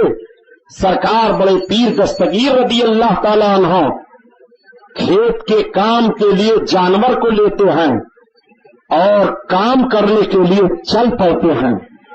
جیسے آپ چلے تھے تب تک جانور گھوم پڑتا ہے اور جیسے کوئی انسان بولتا ہے ایسے بول کر کے جانور کہتا ہے عبد القادر تمہیں اس کے لیے نہیں پیدا کیا گیا ہے. سرکار غوث اعظم فرماتے ہیں جب میں نے اپنی نگاہ اٹھائی تو میں نے عرفات کے میدان کو دیکھا. فوراً فرماتے ہیں گھر واپس آ گیا میں اور تھوڑی دیر تک غور و فکر کرتا رہا. اس کے بعد اپنی اماں کی خدمت میں حاضر ہوا اور میں نے عرض کیا امی. ماں نے کہا بیٹا کہو کیا کہنا چاہتے ہو. میں نے عرض کیا امی میں چاہتا ہوں کہ میں چلا جاؤں علم دین حاصل کر لوں. امی ابھی ایسے ایسے معاملہ پیش آیا ہے. جس جانور کو لے کر کے میں کھیت میں کام کرنے کے لیے جا رہا تھا وہ جانور مجھ سے ایسے بولا جیسے کوئی آدمی بات کر رہا ہو. اور امی میں نے یہاں سے جب نگاہ اٹھائی تو میں نے عرفات کے میدان میں حاجیوں کو دیکھا. میں نے کعبۃ اللہ کی زیارت کی ہے. سرکار غوث اعظم پیدائشی ولی ہیں. اپنے گھر سے اپنے کھیت سے عرفات کا میدان ملاحظہ فرما رہے ہیں. جانور ان سے بات کر رہا ہے مگر اس کے باوجود بھی حضرت غوث اعظم عرض کرتے ہیں اے ماں مجھے علم دین حاصل کرنے کے لیے اجازت دے دو. پکائیے چلا آپ کے بغیر علم دین کے ولایت کا ڈھڈورا پیٹ رہے ہیں اور یہ کہتے ہیں کہ شریعت الگ چیز ہے طریقت الگ چیز ہے. وہ جاہل ہے. ان کو ولایت کی اور تصوف کی ہوا بھی نہیں لگی ہے. بغیر علم کے ولی کیسے ہو پاؤ گے؟ ذرا دیکھو سرکار غوث اعظم پیر پیرا میرے میرا اپنے ماں سے علم دین حاصل کرنے کے لیے اجازت مانگتے ہیں. ماں نے اجازت دے دیا بیٹا میری طرف سے اجازت ہے علم دین حاصل کرنے کے لیے جاؤ. مگر جاؤ گے کہاں؟ تو اس وقت بغداد اور نیشاپور یہ 2 جگہیں تھی جو علم دین کا مرکز سمجھا جاتا تھا. سرکار غوث پاک نے عرض کیا امی میری طبیعت چاہتی ہے کہ میں بغداد جاؤں پڑھنے کے لیے. آپ کے وطن معلوف سے بغداد اس وقت کی پیمائش سے 400 کلومیٹر سے بھی زائد کی دوری پر ہے. سرکار غوث اعظم پیر پیرا میرے میرا کی ماں نے اجازت دے دیا بیٹا عبد القادر میری طرف سے اجازت ہے. اب سرکار غوث پاک نے پتہ لگایا کہ بغداد کی طرف کون قافلہ جا رہا ہے تجارت کرنے کے لیے. کچھ لوگ جا رہے ہیں تو میں انہی کے ساتھ میں ہو کر کے چلا جاؤں. آج کل کی طرح سفر کرنے کا معاملہ تو نہیں تھا کہ گھنٹوں کا سفر چند منٹوں میں کر لیا جائے. مہینوں کا سفر گھنٹوں میں کر لیا جائے. اس دور میں لوگ گھوڑوں پر اونٹوں پر خچروں پر سوار ہو کر کے قافلہ بنا کر کے دور دراز کا سفر کیا کرتے تھے. چنانچہ پتا چلا کہ ایک تجارتی قافلہ فلاں روز بغداد کی طرف جانے والا ہے. سرکار غوث پاک بھی تیاری کروانے لگے. اپنی ماں سے عرض کیا ماں آج سویرے سویرے تڑکے وہ قافلہ نکل جائے گا بغداد کی طرف تجارت کرنے کے لیے. میں اسی قافلہ کے ساتھ بغداد جا رہا ہوں. بغداد میں بڑا مشہور دینی مدرسہ تھا جس مدرسہ کا نام مدرسہ نظامیہ ہے. بہت مشہور دارالعلوم تھا. وہ بڑے محدثین اور مفکرین اس میں علم دیا کرتے تھے طلبہ کو. سرکار غوث اعظم نے تیاری کر لی. ماں نے ارشاد فرمایا عبد القادر تمہاری تیاری ہو گئی؟ ہاں ہماری تیاری ہو گئی. ماں اٹھی اور دینار نکالا 80 دینار لا کر کے ارشاد فرماتی بیٹا عبد القادر یہ 40 دینار تمہارے ہیں اور یہ 40 دینار تمہارے بھائی احمد کے لیے ہیں. تمہارے باپ کے ترکہ سے مجھ کو 80 دینار ملے تھے میں نے رکھ لیا تھا. آج میں تم دونوں بھائیوں میں تقسیم کر دیتی ہوں. ماں نے اپنے بیٹوں میں ترکہ کس طرح سے تقسیم فرمایا. ذرا غوث پاک کی ماں کو دیکھو. عبد القادر جا رہے ہو میرا بڑھاپا ہے پتہ نہیں اب میری ملاقات ہو نہ ہو تم پڑھنے کے لیے جا رہے ہو. باپ کے ترکے سے 80 دینار ملے ہیں تو 40 تم لے لو 40 تمہارے بھائی کے لیے ہیں. کیا ہمارے اور آپ کے اندر بھی یہ مزاج ہے کہ اگر اولادیں ہیں تو اولادوں کے اندر اپنا ترکہ صحیح تقسیم کرو؟ اگر صحیح ترکہ تقسیم کر دیا جائے تو ترکہ کے لیے باپ اور بیٹے میں اختلاف نہیں ہوگا، ماں اور بیٹے میں اختلاف نہیں ہوگا۔ چاہیے کہ مسلمانوں کو غوث اعظم کی ماں سے عبرت حاصل کرائیں کہ اپنے بچوں کے درمیان اپنے شوہر کے ترکہ کو کس طرح سے تقسیم فرما دیا۔ سرکار غوث اعظم کی ماں فرماتی ہیں، بیٹا عبد القادر، ان 40 دیناروں کو تم رکھ لو، میں تمہاری ایبا میں سل دیتی ہوں۔ ماں نے سل دیا، پہن لو اسے۔ ماں کے قدم کو چوما، ماں نے اپنے عبد القادر کی پیشانی کا بوسہ لیا، فی امان اللہ کہا۔ آج بڑا یہ جملہ کہا جاتا ہے، خدا حافظ، خدا حافظ، فیشن کے طور پر۔ میں نہیں کہتا ہوں کہ یہ ناجائز ہے، فی امان اللہ کیوں نہیں کہہ دیتے ہو؟ سلام نہ کلام، خدا حافظ، خدا حافظ، خدا حافظ، یہ کون فیشن ہے؟ وہ جملہ کہتے ہوئے آپ کی زبان کانپ رہی ہے، فی امان اللہ۔ بزرگوں نے ہمارے فی امان اللہ کہا ہے، اللہ کے حفظ و امان میں رہو۔ میں یہ نہیں کہتا ہوں کہ ماذ اللہ خدا حافظ کہنا ناجائز ہے، مگر ذرا اپنے بزرگوں کے بھی جملے کو دہرایا کرو۔ ایسا سلام ماریں گے، یہ کون سا سلام ہے؟ فوجی سلام؟ کتنا اچھا سلام ہے، السلام علیکم، اور اتنے زور سے سلام کیا جائے کہ جس کو کر رہے ہو وہ سنیں، اور جواب بھی دینے والا اتنے زور سے دے کہ جس نے سلام کیا ہے وہ سنے۔ بیچارے غریب لوگ اگر مالداروں کو کہتے ہیں السلام علیکم تو مالدار ان کی زبان کانپ رہی ہے کہ غریب ہے، سلام کر رہا، جواب دے دوں گا تو چھوٹا بن جاؤں گا۔ سلام میں امیر غریب نہیں ہے، سلام کا طریقہ ہے۔ اگر چند لوگ بیٹھے ہیں، کوئی باہر سے آ رہا ہے تو آنے والا بیٹھوں پر سلام کرے، جو آ رہا ہے وہ سلام کرے، اور جتنے لوگ بیٹھے ہیں کسی ایک نے بھی جواب دے دیا تو سب کی طرف سے جواب ہو گیا۔ لیکن اب یہ طریقہ نہیں ہے، آنے والا بہت بڑا مالدار ہے، وہ آ رہا ہے، بیٹھے والے غریب ہے تو یہ سلام کرے، ان کا منہ نہیں کھلتا کہ میں سلام کروں۔ آنے والا چاہے بڑا ہو چاہے چھوٹا ہو، عمر میں بڑا ہو چھوٹا ہو، بیٹھے ہوئے لوگوں پر سلام کرے۔ یہ شریعت کا حکم ہے، جو آئے پہلے وہ سلام کرے بیٹھے ہوئے لوگوں پر۔ ان بیٹھے ہوئے لوگوں میں کوئی جا رہا ہے، سب بیٹھے ہیں تو جانے والا سلام کر کے جائے، یہ شریعت کا طریقہ ہے۔ سلام کرنا سنت ہے اور جواب دینا واجب ہے، اس کو بھی ذہن میں رکھیے۔ ماں نے اپنے بچے کو، یعنی سرکار غوث پاک کی ماں نے حضرت غوث اعظم کی پیشانی کو چوما، آپ نے اپنے ماں کے قدم کا بوسہ لیا۔ پتا چلا کہ ماں کا قدم چوما جائے، ماں اپنے بچوں کی پیشانیوں کا بوسہ لے، اور ماں اور باپ تو چومتے ہی رہتے ہیں، چومنے پر بھی بڑا جھگڑا ہی پاگل کرتے رہتے ہیں۔ ہو آپ نے کسی بزرگ کے مزار پر حاضری دے دی اور چوکھٹ کو اگر ایسے آپ نے بوسہ لے لی، بدعتی ہے، بہت بڑا بریلوی ہے، لیکن آپ کا بھی تو طریقہ غلط ہے نا۔ کتنے بڑے چاہل جپاٹ ہوتے ہیں، یہ مزار شریف پر پہنچیں گے تو ایسے گر پڑیں گے جیسے سجدہ میں جاتے ہیں۔ کبھی بھی مسجد میں نماز کے لیے نہیں گئے اور بابا کے مزار پر جائیں گے تو دونوں ہاتھ رکھ کر کے اور پڑے ہیں بالکل دھک دھک شرابی کی طرح۔ لا حول ولا قوت الا باللہ۔ قبر کے سامنے جھکنا منع ہے، پہلے سن لو، مسلک اعلی حضرت یہی ہے۔ اعلی حضرت عظیم البرکت کے خلیفہ اور شاگرد عظیم حضور صدر الشریعہ رحمۃ اللہ علیہ، جنہوں نے بہار شریعت فقہ میں اردو کی کتاب لکھی ہے، آپ سے سوال کیا گیا کہ قبر کا بوسہ لینا کیا ہے، تو آپ فرماتے ہیں قبر کا بوسہ ممنوع ہے۔ قبر کے سامنے جھکنا کیا ہے، آپ فرماتے ہیں قبر کے سامنے جھکنا منع ہے۔ یہ مسلک اعلی حضرت ہے۔ قبر کے سامنے جاؤ تو وہ بزرگ اگر زندہ ہوتے تو ان سے جتنی دور پر آپ رہ سکتے تھے، اب وہ اپنی قبر کے اندر ہے تو اتنی دور پر رہ کر کے ان کو سلام کرو، فاتحہ پڑھو، ان کے وسیلے سے دعا مانگو۔ اور جب چلنے لگو عقیدت و احترام کا جوش بڑھے تو صرف چوکھٹ پر ہاتھ رکھ کر کے بوسہ لے سکتے ہو، قبر کے سامنے جھکنا اور قبر کو چومنا یہ منع ہے، منع ہے، یہ مسلک اعلی حضرت ہے۔ ان پاگلوں سے کہہ دو کہ مسلک اعلی حضرت پہلے دیکھو تو کیا ہے، لیکن صاحب آپ کا حال دیکھ کر کے یہ بس سارا بھی الزام اعلی حضرت پر لگا دیتے ہیں۔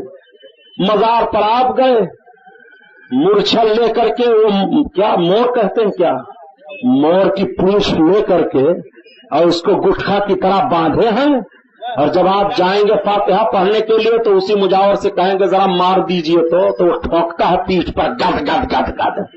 یہ مسلک اعلی حضرت ہے معاذ اللہ۔ اسی مورچھل میں آپ کے لیے سب برکت ہے۔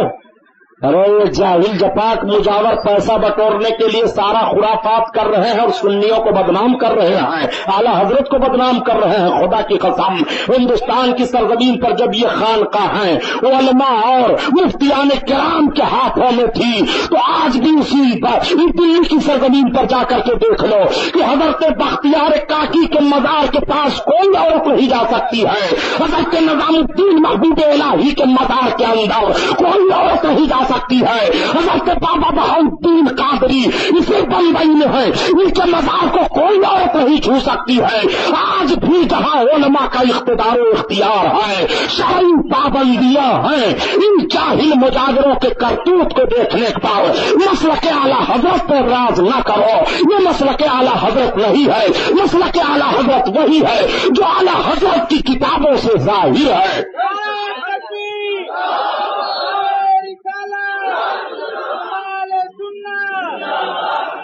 ایک جگہ میں نے اس طرح تقریر کی تو جاہل لوگ تھے تو کہا سبحانی صاحب تو معاذ اللہ وہابیوں والی تقریر کر رہے ہیں۔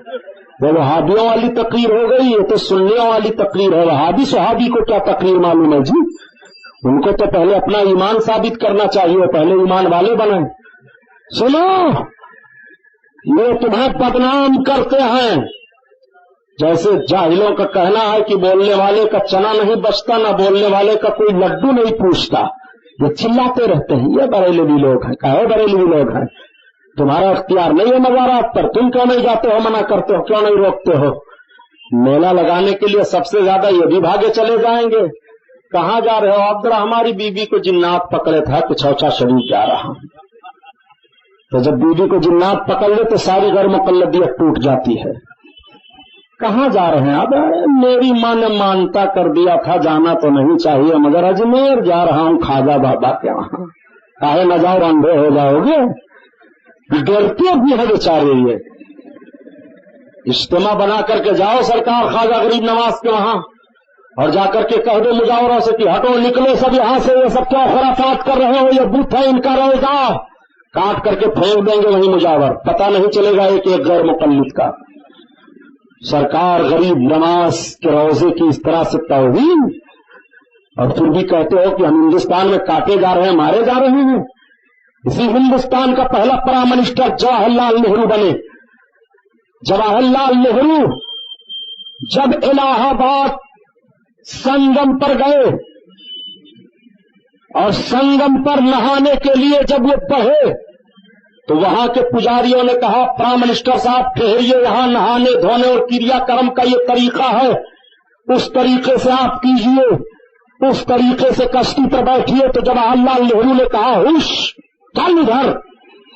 کسی اجاری پجاری اور کسی پنڈت کی ہمت نہیں ہوئی کچھ بولنے کی، لیکن یہی پرائم منسٹر جواہر لال نہرو آج بھی اجمیر کی فائل اٹھا کر کے جا کر کے دیکھو، آج بھی مجاوروں کے پاس وہ تحریر، وہ ٹائم ٹیبل، وہ ساری باتیں موجود ہیں۔ پرائم منسٹر پہلا ہندوستان کا جب جواہر لال نہرو اجمیر شریف حاضر ہوئے اور جب روضہ پاک پر حاضری دینے کے لیے جانے لگے تو مجاوروں نے روک دیا، کہا ٹھہرو، وہ میرے سرکار سلطان الہند کا دربار ہے، یہ راجا کا دربار ہے، راجا کے دربار میں رعایا کو جانے کا ایک طریقہ ہوتا ہے۔ پنڈت جی ٹھہر گئے، کہا کون سا طریقہ ہے؟ کہا آپ شیروانی پہنیے، کرتا پہنیے، پاجامہ پہنیے، ٹوپی لگائیے، उसी तारीख से प्राइम मिनिस्टर पंडित जवाहरलाल नेहरू ने शेरवानी कुर्ता पाजामा टोपी लगाना शुरू किया था और उसी लिबास में पार्लियामेंट में भी जाया करते थे। ये ख्वाजा गरीब नवाज अजमेर वाले आका के रौदा पर जब हाजिरी दिया, कहा उसके बाद क्या है, कहा ये फूलों की डलिया ले लो और अपने सर पर रख लो, जाओ गरीब नवाज सुल्तानुल हिंद के बारगाह में, जाओ नजराना पेश कराओ और मांगो जो तुम्हें मांगना हो। तो पंडित जी कुर्ता पहनते हैं, पाजामा पहनते हैं और शेरवानी पहनते हैं, टोपी लगाते हैं, अपने सर पर डलिया रखते हैं फूलों की और गरीब नवाज की बारगाह में पहुंचकर कब्र अनवर पर फूलों को डाल दिया मुजावर ने और कहा अब अपने ख्वाजा से मांगो जो मांगना हो। तो पंडित जवाहरलाल नेहरू ने कहा है सुल्तानुल हिंद, मुझे मालूम है हिंदुस्तान आपका है, मगर चंद दिन के लिए जवाहरलाल भीख मांगता है, मुझे भी दे दीजिए भारत का इख्तिदार। गरीब नवाज ने भारत का इख्तिदार दिया है। तो पंडित जी भी प्राइम मिनिस्टर रहे, उनकी लड़की भी प्राइम मिनिस्टर रही, उनका नवासा भी प्राइम मिनिस्टर रहा, ये तीन पुष्ट प्राइम मिनिस्टर बनते रहे और ये अभी तक पता ही लगा रहे हैं कि गरीब नवाज का रौजा रौजा है कि बुत है माज़अल्लाह। ये पता लगा रहे हैं मिस्टर जोगीलाल। गैर मुक़ल्लिद लोग सुन लो, न तुम सदमे हमें देते, ना ये फरियाद हम करते, न खुलते राजे सरबस्ता, ना ये रुसवाइयां होती।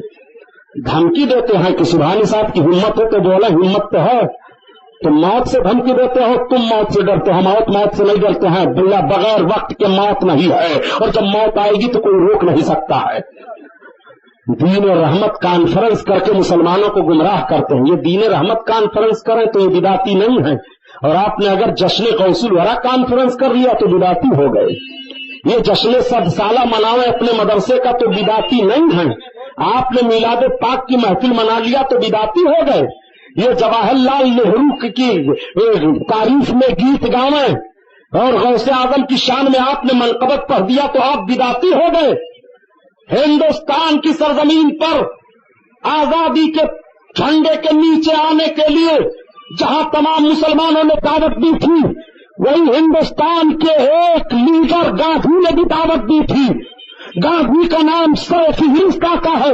आज भी पोरबंदर की सरजमीन पर जिस मकान में गांधी की पैदाइशी है वो मकान उसी तरह से हुकूमत ने रखा है। लोग जाकर के देखते हैं और कहते हैं कि भारत की सरजमीन पर अंग्रेजों से आजादी दिलाने वाले बापू का ये वो मकान है। जिस मकान में बापू पैदा हुए हैं हुकूमत ने महफूज कर दिया है कि आजादी दिलाने वाले बापू का ये मकान है। नादान जिस रसूलुल्लाह ने जहन्नम से आजादी दिलाई है, जिस गौसे आजम ने राह रास्त दिखा दिया है, जिस गौसे आजम ने तकवा का पैगाम दिया है, जिस गौसे आजम ने तहारत का पैगाम दिया है, गुनाहों से बचने की दावत दी है, अगर गौसे आजम की निशानियां महफूज की जाए और उनके नाम का जलसा मनाया जाए तो बिदाती कैसे हो गए। कड़वा कड़वा थू मीठा मीठा गप। बुजुर्गों के साया तले तो जी रहे हो।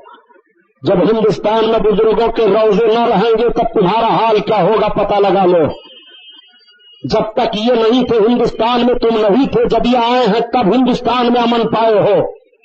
आज भी इन्हीं के रूहानी फैज़ो करम से कामयाब हो। आज भी इन्हीं के ज़ेरे साया जी रहे हो। आज भी इनकी करामतें दुनिया वालों को चैलेंज कर रही हैं। जिस गुजरात को तबाह बर्बाद कर दिया गया उसी गुजरात में अहमदाबाद में एक बुजुर्ग हैं, हजरत अहमदाबाद में हजरत शाह आलम रहमतुल्लाह ताला अलैह रात की तारीकी में जा रहे थे, पांव में ठोकर लग गई। आपने फरमाया कि ये कंकर है कि पत्थर है, लोहा है कि लक्कड़ है, सोना है कि चांदी है, न जाने क्या है। आपने जितना जुमला फरमाया जो चीज ठोकर में लगे थी जब सवेरे लोग देख रहे हैं तो उसमें लोहा भी मौजूद है, चांदी भी मौजूद है, सोना भी मौजूद है, लक्कड़ भी मौजूद है और जो जो आपने फरमाया सब मौजूद है। और आपने एक जुमला फरमाया न जाने क्या है, उसको देखने के बाद लोगों को कह देना पड़ता है ये न जाने क्या है। आज भी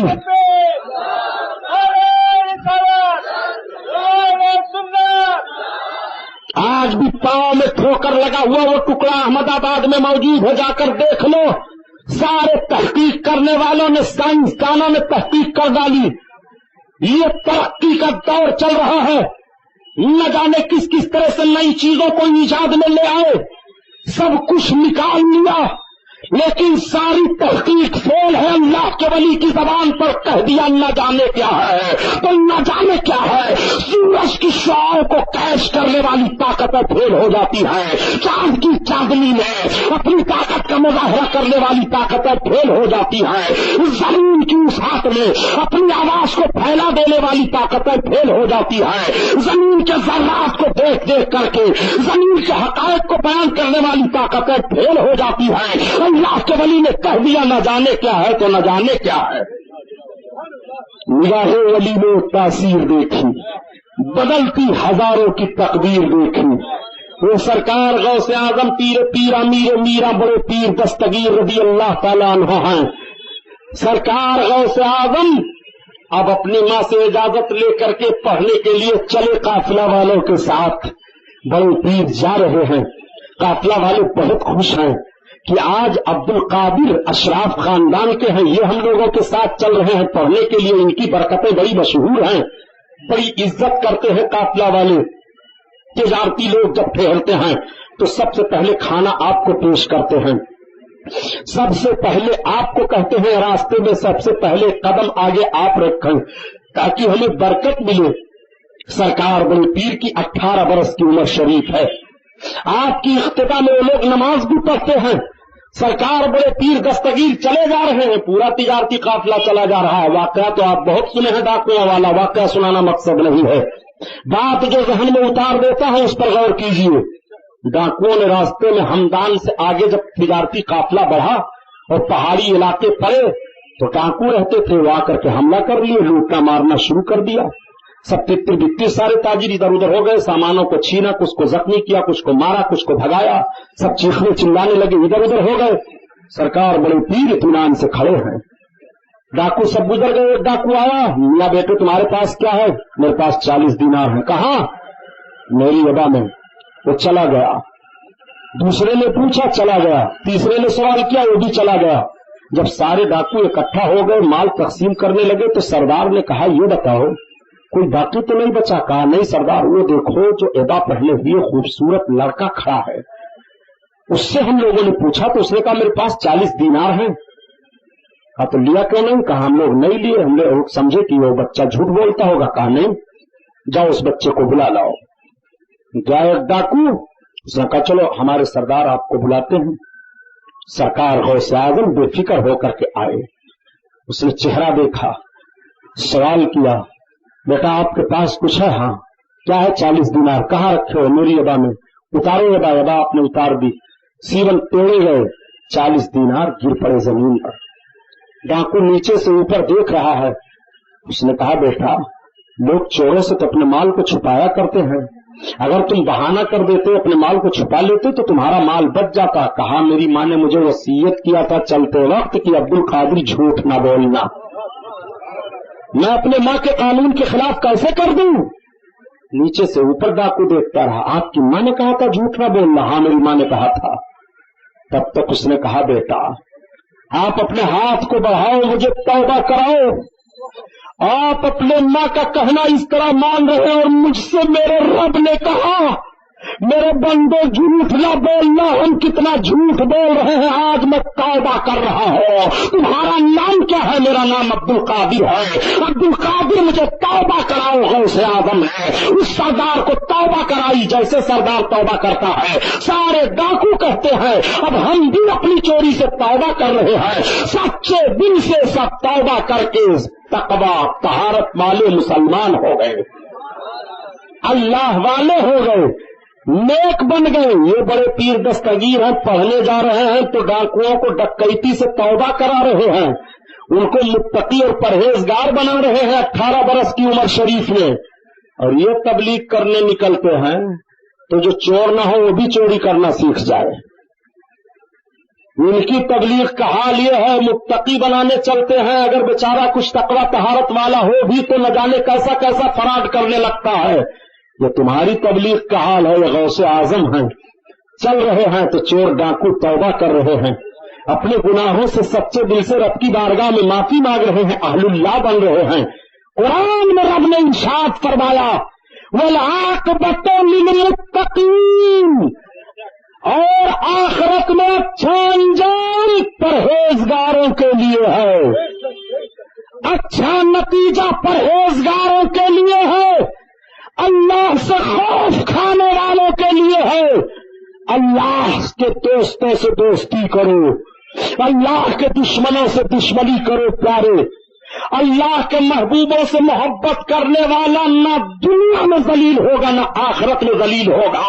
اسی لیے شیخ سعدی رحمت اللہ علیہ ارشاد فرماتے ہیں کہ شنیدم کی در روز امید و بیم بدارا بنے کا بخشد کریم، قیامت کے دن اللہ تعالیٰ اپنے نیکوں کے صدقہ میں بروں کی بخشش فرما دے گا، برے بخش دیے جائیں گے۔ والعاقبۃ للمتقین، آخرت میں اچھا انجام پرہیزگاروں کے لیے ہے۔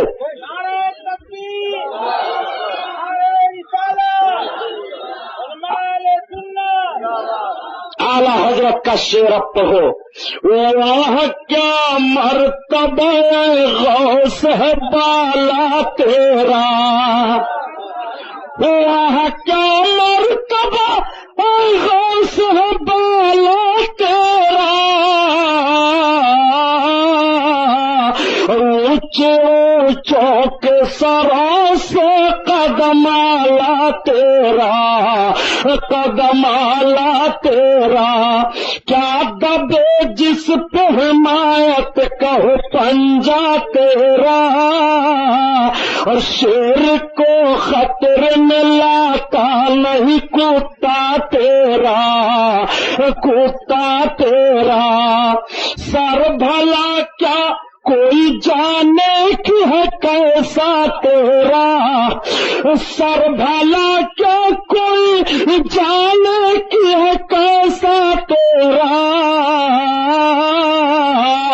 اولیاء ملتے ہیں پل کے تلوا تیرا، اولیاء ملتے ہیں آنکھیں تل، نبوی میں علوی فصل بطولی گلشن، نبوی میں علوی فصل بطولی گلشن، حسنی پھول حسینی ہے مہکنا تیرا، حسنی پھول حسینی ہے مہکنا تیرا، مہکنا تیرا، ورفعنا لك ذکرک سایہ تجھ پر، اور بول بالا ہے تیرا ذکر ہے اونچا تیرا، ذکر ہے اونچا تیرا، اور تیری سرکار میں